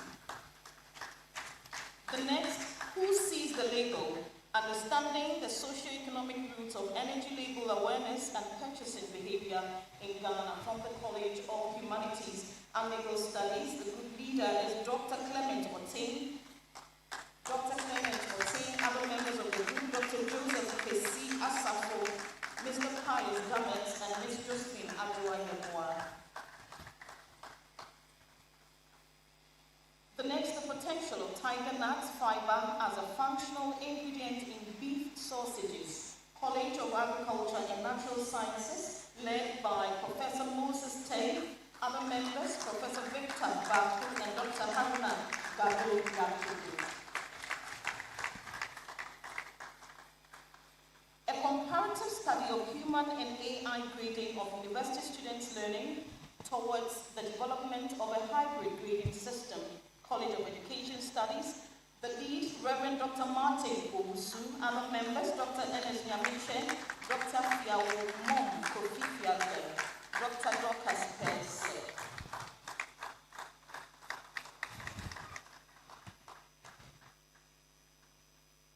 Drone-based deep learning framework for cocoa leaf disease detection using CNN-XG Boost for cocoa swollen shoot virus surveillance. College of Agriculture and Natural Sciences. Let's welcome Dr. Daniel Opong Bediako and other members of the group, Mr. Joseph Danso and Mr. Eric Okobi Martinson.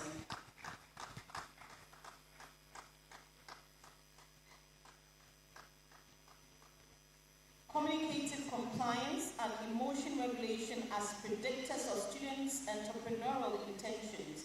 College of Education Studies. Let's welcome Dr. Letitia Sam. Other members, Dr. Gabriel Abuaje, Dr. Ernest Nyamiche, Dr. Kofi Fiadwe, and Dr. Dorcas Pell-Slip.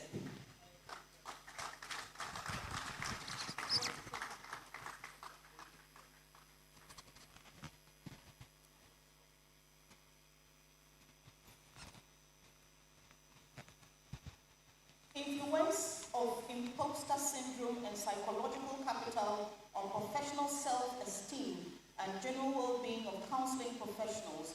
College of Education Studies, Dr. Florence Ruth Akele Intre.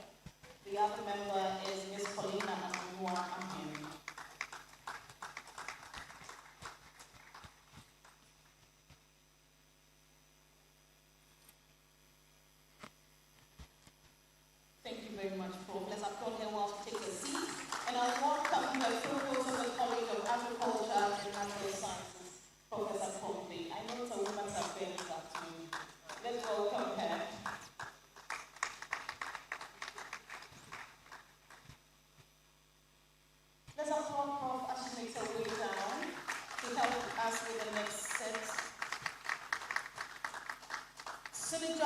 Infrastructure and Human Capital for Environmental Sustainability in Ghana, an Interdisciplinary Policy and Data-Driven Approach, College of Humanities and Legal Studies, Reverend Professor George Taki, Dr. Stephen Moore, and Dr. Justina Adams.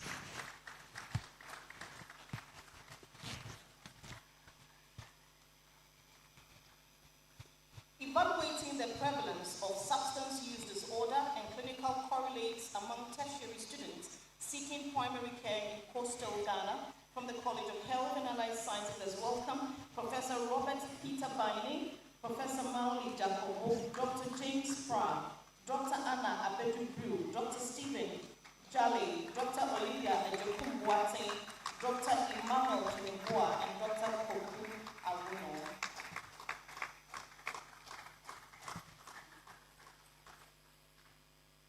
An mHealth application to optimize blood pressure management among hypertensive patients, from the College of Health and Allied Sciences, Dr. Ivan Edoku Moju, Dr. Regina Esi Texan, Dr. Abe Ampofu Isiama, Professor Robert Peter Baini.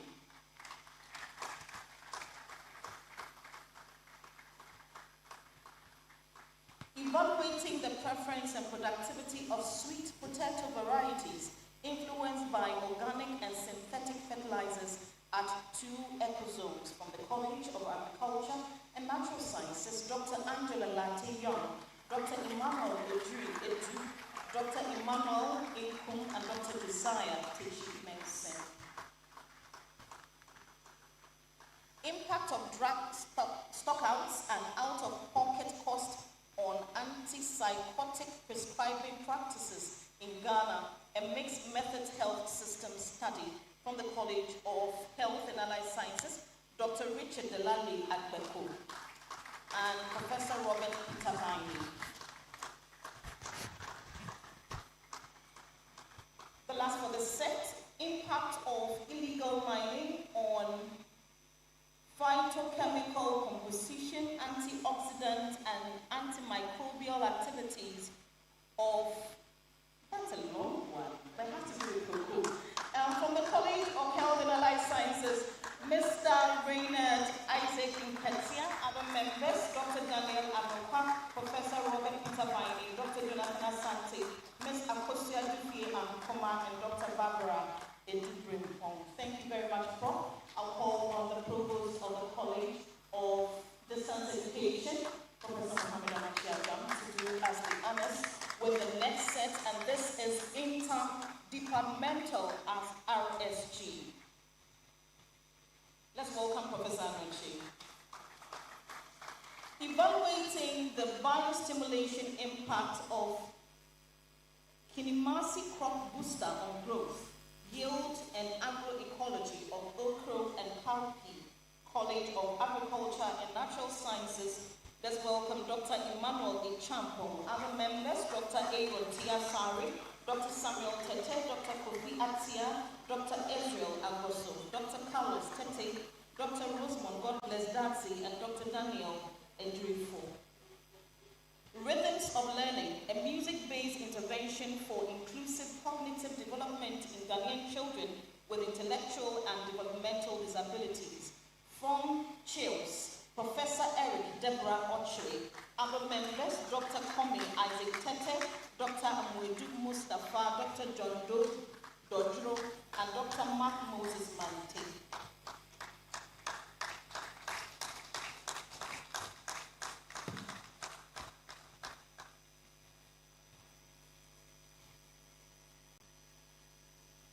Enhanced recovery after surgery protocol for simple open prostatectomy at the Cape Coast Teaching Hospital. From COHAS, Professor Patrick Opeku Mary Mason, Dr. Mrs. Esther Akol, and Dr. Douglas After.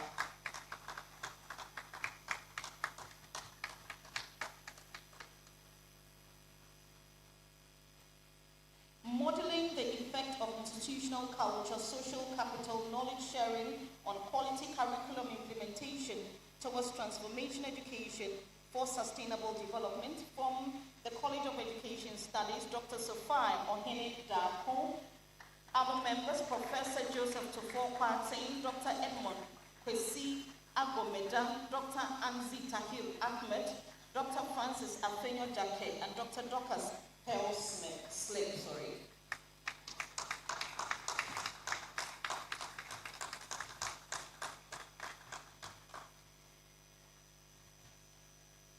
Resilience on the roadside, exploring marketing strategies, occupational challenges, and well-being of informal street vendors in Ghana from Code. Let's welcome Dr. Lydia Aframia Denchi, other members, Dr. Moses Segwenya, Dr. Joyce Pachua Denchi, Dr. Vincent Mensah Minachi, and Dr. Paul Mensah Eje. Thank you very much, profoundly grateful. I will invite our former Vice Chancellor, Professor Joseph Kati, here to help us with the next set. Let's welcome him with a round of applause as he makes his way to help us with RSG for non-teaching senior members.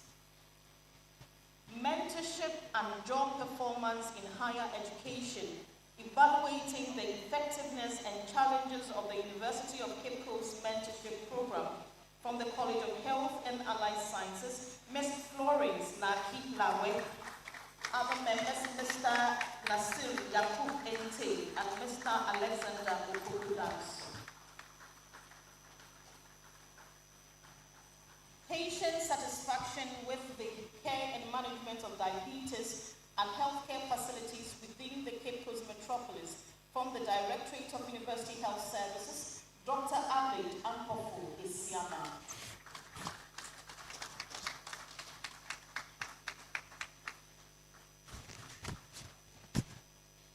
Determinants of cervical and breast cancer screening adherence among healthcare professionals in Ghana, a mixed methods study. From the Directorate of University Health Services, let's welcome Dr. Patience Amy Kwonyo, Dr. Stephen Mensah Ahin, and Mr. Christopher Alantariki.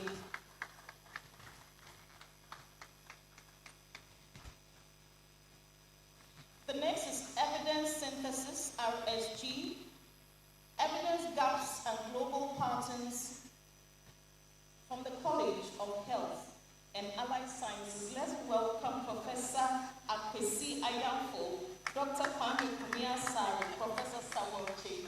Sometimes the titles only go.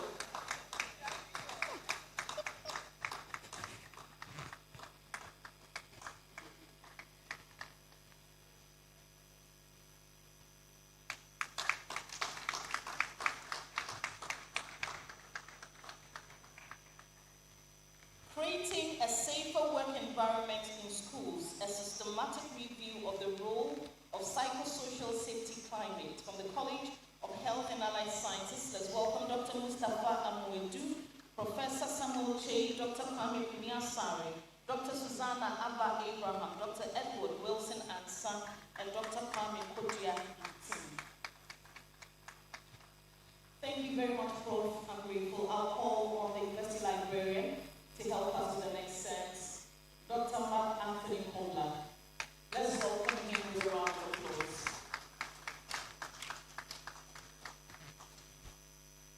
Still under the evidence synthesis RSG, a systematic review and meta-analysis on the clinical spectrum of polycystic ovary syndrome, PCOS, in Africa. College of Health and Allied Sciences, let's welcome Dr. Samuel Kofi Amin, Dr. Isaiah Kofi Amin, Professor Evans Kofi Alfeno, and Dr. Richard Pinker.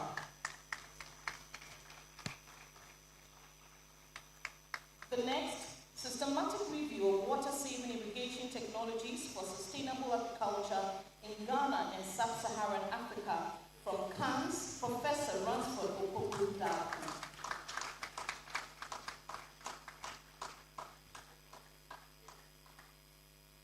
Prevalence and causes of visual impairment and blindness in Ghana, a systematic review and meta-analysis. And this is coming from COHAS, Professor Samuel Che, Dr. Kwame Kumiasari, and Dr. Mustafa Amoedu.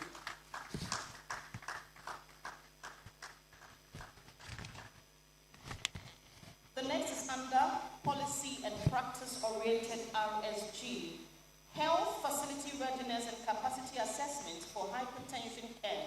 The hypertension care improvement study. This is coming from COHAS. Let's welcome Dr. Isaac Tvucc, Professor Martin Zeko, Dr. Stephen Ahin, Dr. Isaiah Ahin, Dr. Elizabeth Atule, Dr. Samuel Ofosu, and Mr. Thomas Hene.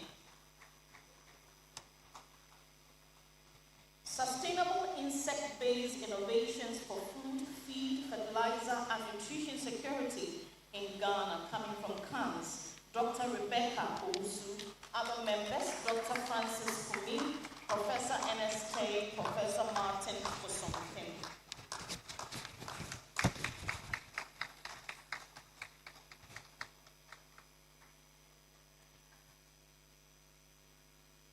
Professor Kwame A.J. Frimpong, Dr. Alexander Tetesinue, Dr. Jessica Ayuso, Dr. Kofi Atia are all members of the group. Thank you very much, Dr. Koga.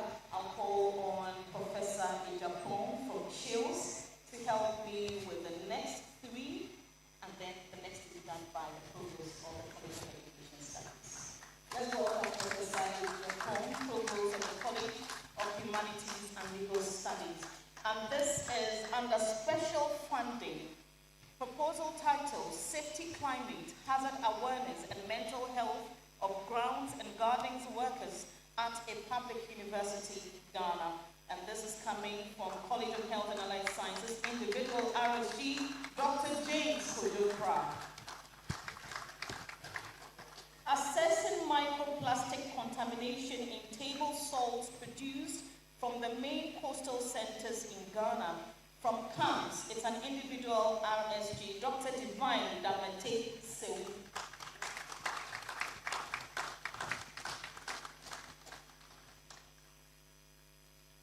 The next, eggshell powder as a source of CA nutrition for tomato fruit quality enhancement. From CANS, this is group-led RSG, Dr. Emmanuel Boate, Dr. Josiah Wilson teaching medicine, and Dr. Emmanuel Ojiri Eju. We have a rep, okay, we have one person coming up. Let's welcome him as he takes the award. Professor J, please make your way down.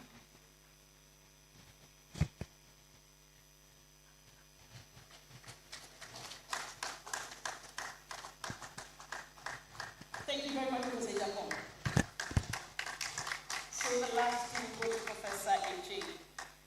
AI competencies for effective library service delivery, assessing the preparedness of academic libraries in Ghana. From the Sam Jonah Library, this is RSG for non-teaching senior members, Dr. Osman Imoro, Dr. Eugene Bayaboa, and Mr. David Nikokai.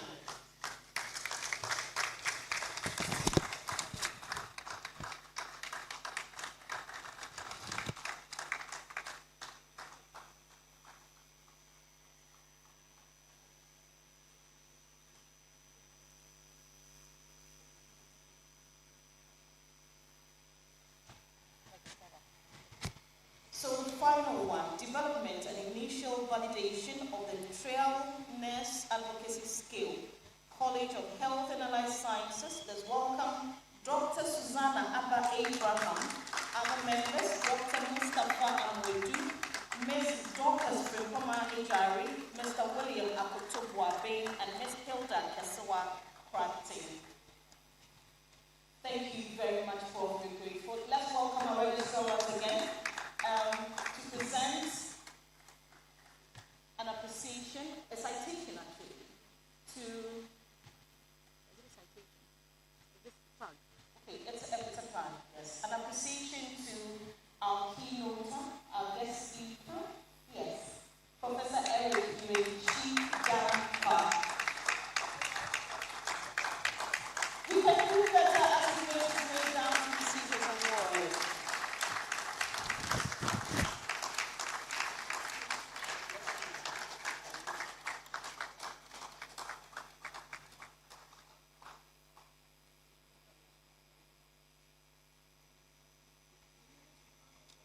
Let's applaud them as they make their way up. And there's another one. This one is going to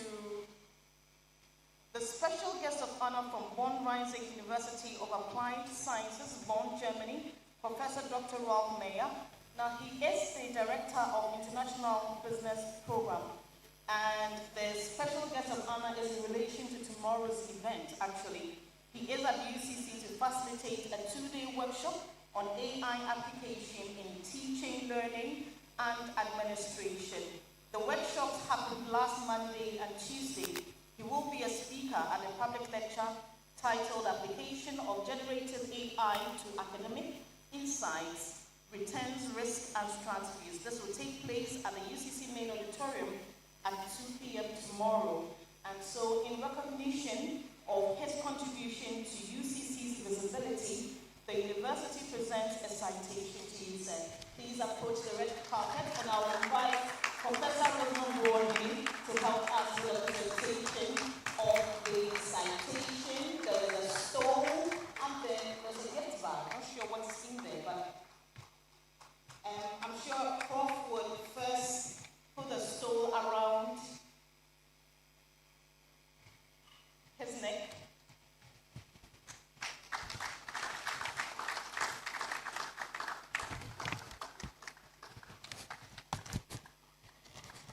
And then there's a citation as well from the university to him for his contribution towards UCC's visibility.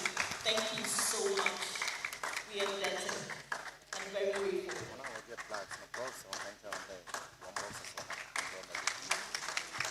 Thank you very much, yes. Let's applaud them whilst they make their way to their seats. And to all recipients, please note that the plaques you have taken have cases. So after the event, you approach Ms. Nketia. Yes, you approach Ms. Nketia. Please give us a wave so that we can break you out. Please attach it for your box. All right, thank you so much. At this point, ladies and gentlemen, I would invite Professor Francis Arno. Professor Francis, yes. Let's welcome Professor Francis Arno. He is RSG Coordinator, DRIC UCC, and he's going to speak briefly on the way forward. The applause, not exciting. Let's welcome him.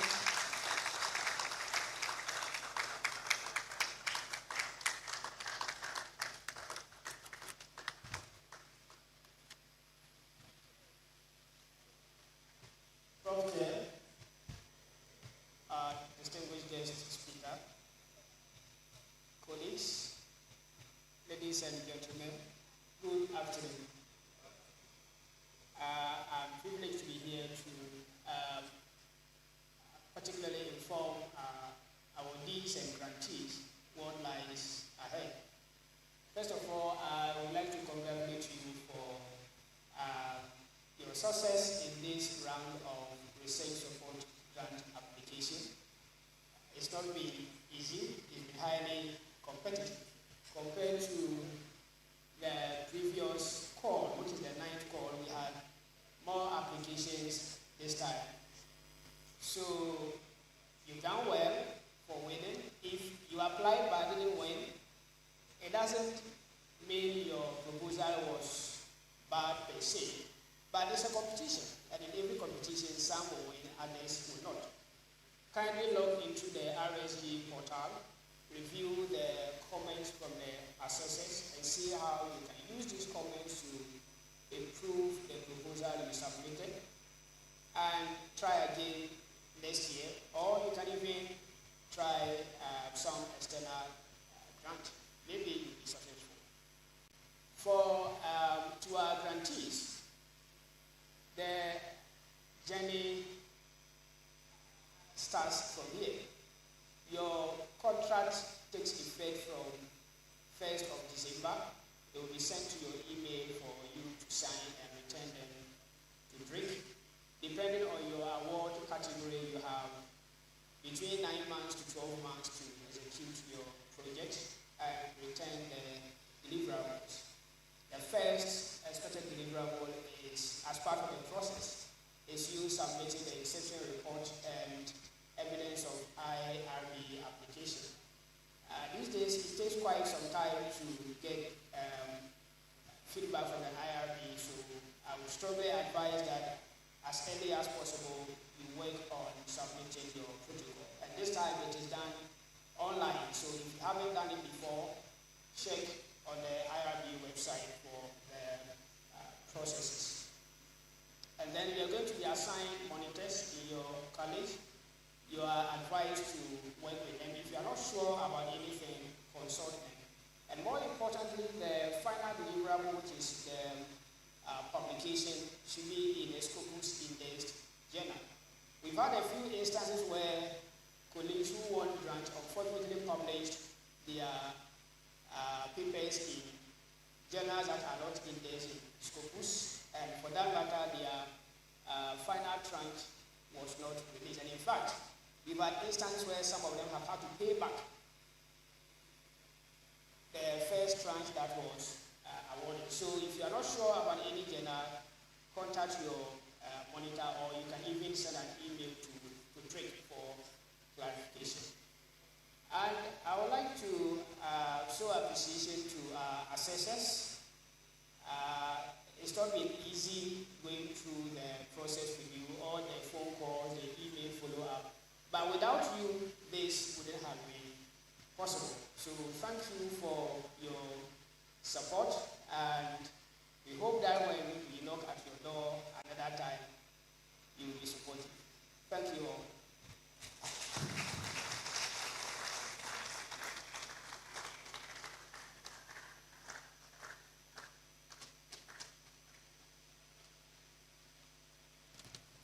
Thank you very much, Professor Noor.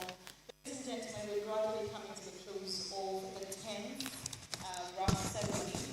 But then, before I invite our chairperson to give his concluding remarks, I would humbly ask that he help me acknowledge the following. I'll start with our acting Vice Chancellor, who has taken permission to be President and RHETORIC to chair the initial part of the event. And to our current chair and registrar of the University of Cape Coast, Gideon Enoch Abekwe, Esquire. We also want to appreciate Professor Eric Chidankwa, our keynote. Thank you so much for coming. Professor David Tay, who is Director of DREC. Professor Douglas J. is Provost of the College of Education Studies. Professor Rufella Kombe is Provost of the College of Agriculture and Natural Sciences. Professor Anochi Mohammed Adam is Provost of the College of Distance Education. Professor Martin Zeko, Provost of COHAS, who was here early on. Professor Daniel Japon is Provost of the College of Humanities and Legal Studies. We also acknowledge Professor Joseph Gatti Ampia, who is a former Vice Chancellor of UCC. We also acknowledge Professor Mrs. Rosamond Abuajiwa, former Pro-VC, UCC. We acknowledge Professor Dr. Ralph Mayer, Director of International Business Program, Grantsceremony University for Applied Sciences, born in Germany. Professor Elvis Ofori Ameyao is Deputy Director DREC. Professor Brantford Bevel is Deputy Director DREC. We also have Dr. Juliet Dufie Otami, Central Regional Director of Education. She represented the technical advisor to the Honorable Minister of Education, Professor George K.C. Otro. We also have Dr. Kabna Imchikunetu. He is the Directorate of Public Affairs. He's also here.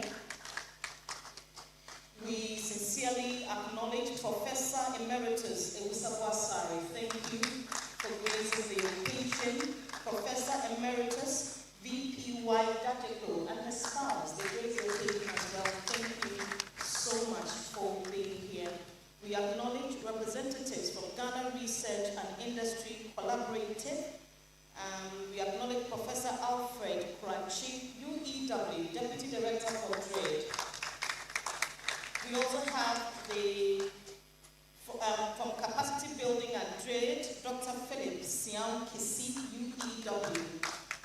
Professor Joshua Owusu Setri, former Vice Chancellor, Cape Coast Technical University. Thank you for gracing the occasion. Dr. Srem Sai, Coordinator, DREC UEW. Dr. William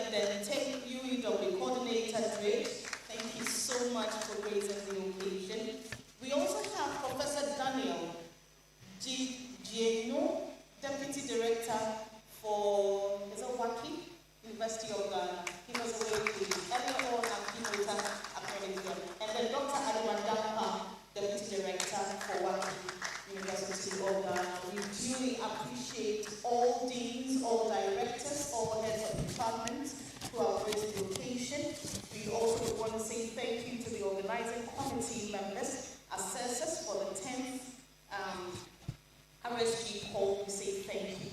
And then let me make a particular mention to Dr. Inyam Moni for his swift intervention when we had that bit of a challenge in the beginning of the event. And so we also want to say thank you to the team that also came from the University Interdenominational Church, the technical team. We say thank you, Fidelis and then Jeremiah.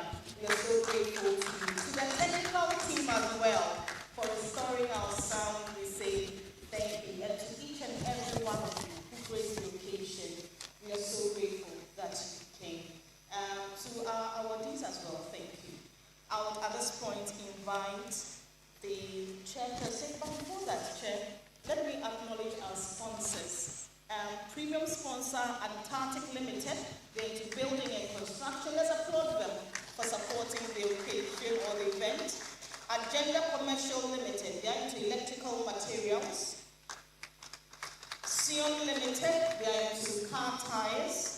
Franita Logistics, car batteries and PPE. And then we have Electrofix, they are into computers and printing accessories. Let's applaud all of them. We are grateful for their support. Let's welcome our chairperson, Mr. Gideon Enom Abekwe. Let's welcome him.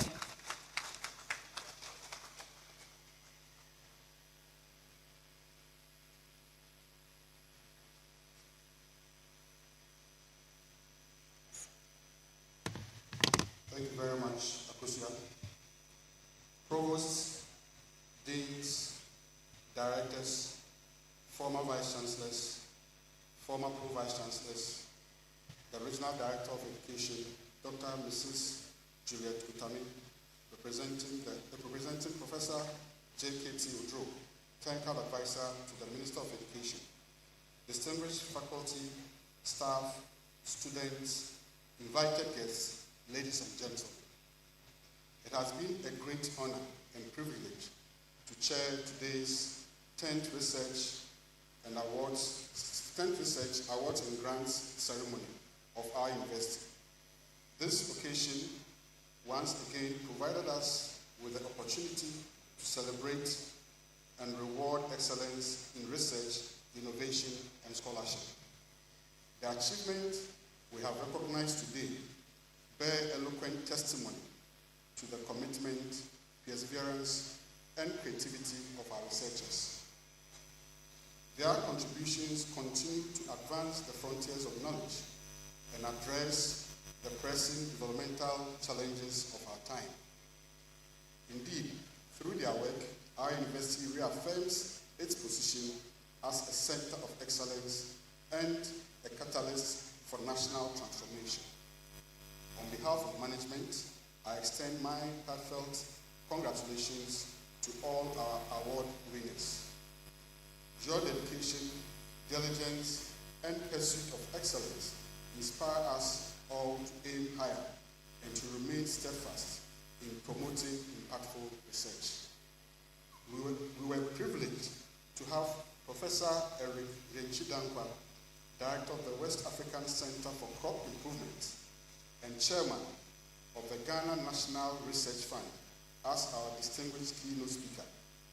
His insightful address on the theme, National Research Fund for Sustainable Development, a Strategic Development Agenda, or a Political Rhetoric, has challenged us to reflect deeply on the role of research funding in promoting sustainable development. Professor Dankwa's exemplary leadership and scholarly contributions remain a model of excellence for Ghana and beyond.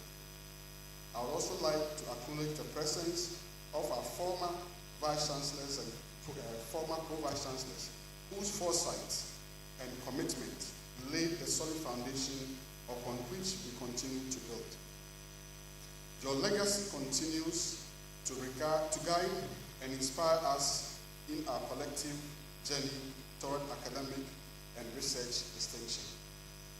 As we bring this ceremony to a close, let us renew our commitment to fostering a vibrant research culture that promotes innovation, collaboration, and societal impact. Let us continue to support one another in the noble pursuit of knowledge and sustainable development. To our keynote speaker, awardees, organizers, and all who contributed to the success of this program, I say a sincere thank you. May this celebration strengthen our shared resolve to advance research excellence for the betterment of our university, our nation, and the world at large. God bless us all. God bless our university. Thank you. Thank you very much, Registrar. Sir, please permit me to acknowledge a few more individuals and we'll be out of here. The Deputy Research Director at UG, Ms. Gloria Azuma, kindly give us a wave and we acknowledge you. Thank you for coming. We also have Head of IT Section at WACI, Mr. Francis Texon. Thank you so much. Reps from UMAT, give us a wave. Thank you for being a part. And then students from UPSHS, you were here yesterday, we graced your occasion today to give us a wave. Let's acknowledge you. Thank you for coming. To our teachers who accompanied them, we are grateful. And to First Grant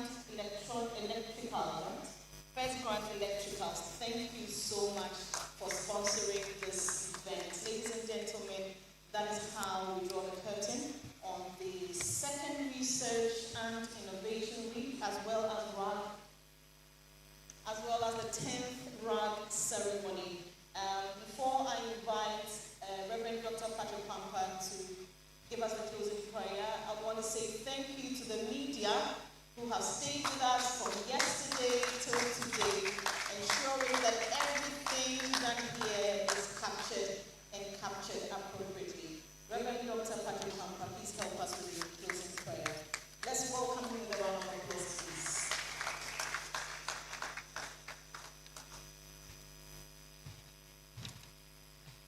May we honor God who has seen us through the entire program by rising up for the closing prayer.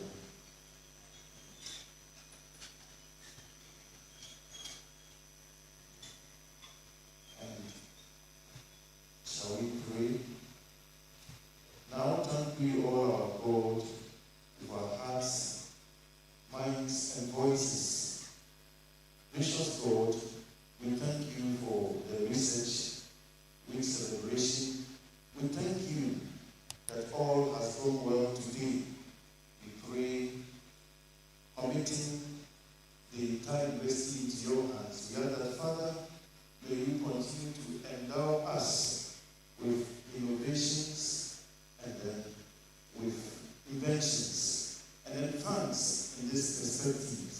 We pray, saying that, Father, continue to bless the entire university, drinking, and everyone here present, as well as every stakeholder, so far as this program is concerned. We continue to pray, asking that as we are living here, we commit our departure into your hands, and may you grant us excellent traveling lessons that is go from far, and then also may you continue to be with us. We thank you that you heard us, and may the peace of the Lord God Almighty that transcends all understanding, that our hearts and minds in Christ Jesus. Amen.